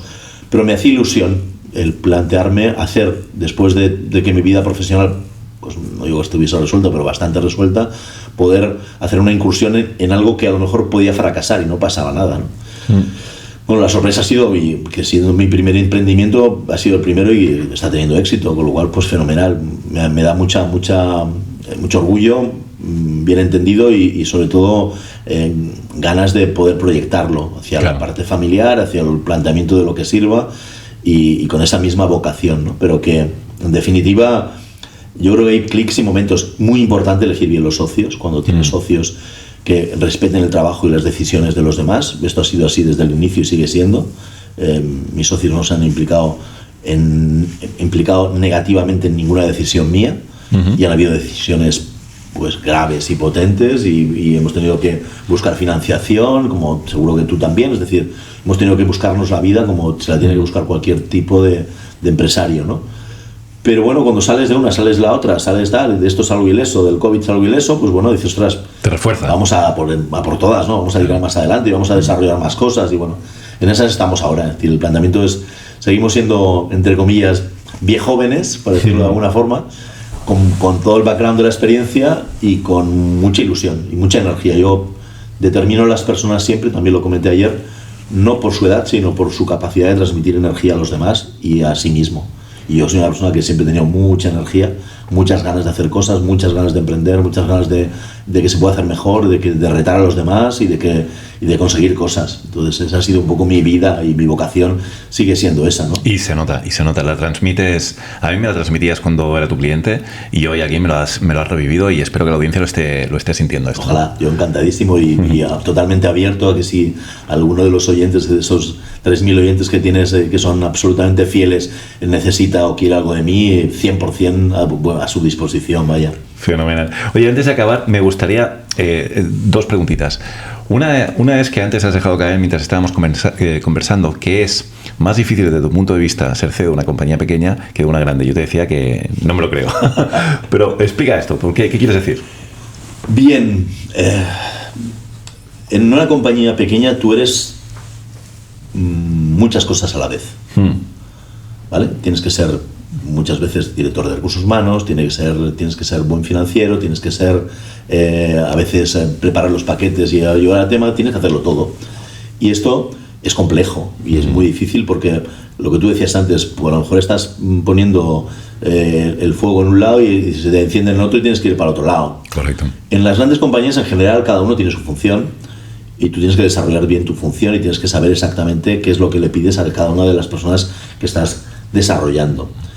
Para eso necesitas mucha credibilidad y la credibilidad solamente se gana de una manera, con resultados, en el tiempo. Es decir, nadie confía en nadie que le meten 6 goles todos los partidos. Claro, joder, es muy bueno, es el mejor portero del mundo, pero meten 6 goles cada partido, pues llega un momento que planteas si es tan bueno o no, ¿no? Sí, y yo creo que eso hay que demostrarlo. Los resultados son los que te ponen en un sitio, te ponen en otro, en todos los lados.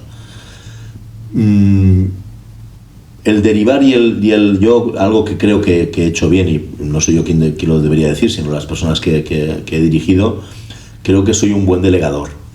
¿Vale? Es decir, creo que delego bien cuando tengo confianza en ti, pero que no pierda la confianza en ti, porque si la pierdo para siempre, ¿entiendes? Es decir, en ese aspecto soy duro, o sea, doy toda la confianza. No me importa que te equivoques, no me importa que te caigas 6 veces si tú tienes la resiliencia de volver a levantarte y volver a hacerlo y volver a plantearlo de una manera inteligente, pero no me engañes. Ya, tú haces mal. Si me engañas ya no hay vuelta atrás y muchas veces me ha tocado porque en definitiva he tenido muchos avatares y muchas tareas y he encontrado gente de todo tipo. Generalmente me gusta trabajar con los mimbres que encuentro para hacer el cesto, ¿vale? Es decir, no suelo fichar gente de otros lados ni voy a plantear, prefiero confiar en la gente de la casa. Me gusta confiar en la gente de la casa. Cuando he entrado nunca me he ido a plantear, llevo mi equipo y tienes que fichar a este y a este, que ahora es bastante de moda, ¿no? Que viene el entrenador y todos sus colaboradores. No, me gusta trabajar con la gente que me encuentro y sacar el máximo rendimiento de cada una de las personas que me encuentro. Pero no siempre acierto, es decir, me he encontrado en el camino gente o que me ha traicionado, gente que no ha sido leal o gente que tal. Yo la lealtad la valoro mucho. Muchísimo, es súper importante. Me parece muy importante, es decir, y yo me implico el primero.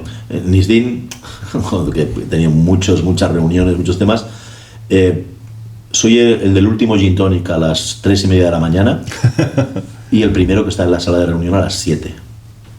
Entonces la gente decía, ¿cómo lo puedo hacer? Nunca me he dopado, jamás. No he tenido doping de ningún tipo. Pero, bueno, tengo un sueño ligero y profundo. Es decir, que me cunde cuando duermo bien. Y soy muy responsable, mucho con los timings y con los horarios. Es decir, y me gusta que lo sean conmigo. Entonces, a ese nivel, el planteamiento es, oye, esto tiene que ser hacer de esta manera. Y no llevo bien la gente que se equivoca repetidamente por negligencia. Ya. ¿Vale? Es decir, o por descuido, o porque no le ponen lo que yo le pongo. Por tanto, al final suelo intentar organizarme y rodearme de personas que tienen un poco ese tipo de input. Intento aprovechar al máximo, intento marcar un poco cómo lo hago yo y de qué manera lo hago yo, y enseguida sé los que me pueden seguir y los que no me pueden seguir. Y al final el planteamiento es eso: si te rodeas, como decíamos antes, de gente mejor que tú y gente que está implicada y gente que está con el planteamiento de la toalla puesta para salir corriendo y para poder estar, pues todo es fácil, todo es sencillo. Qué bueno, oye, qué buen aprendizaje y qué pedazo de trayectoria que has tenido durante estos años. Y creo que el hecho de que hayas hecho esta trayectoria y hayas emprendido tardíamente, como decías tú, te ha dado unas herramientas que desde luego ahora puedes desplegar en IO, no solamente para tu gente, sino para tus clientes.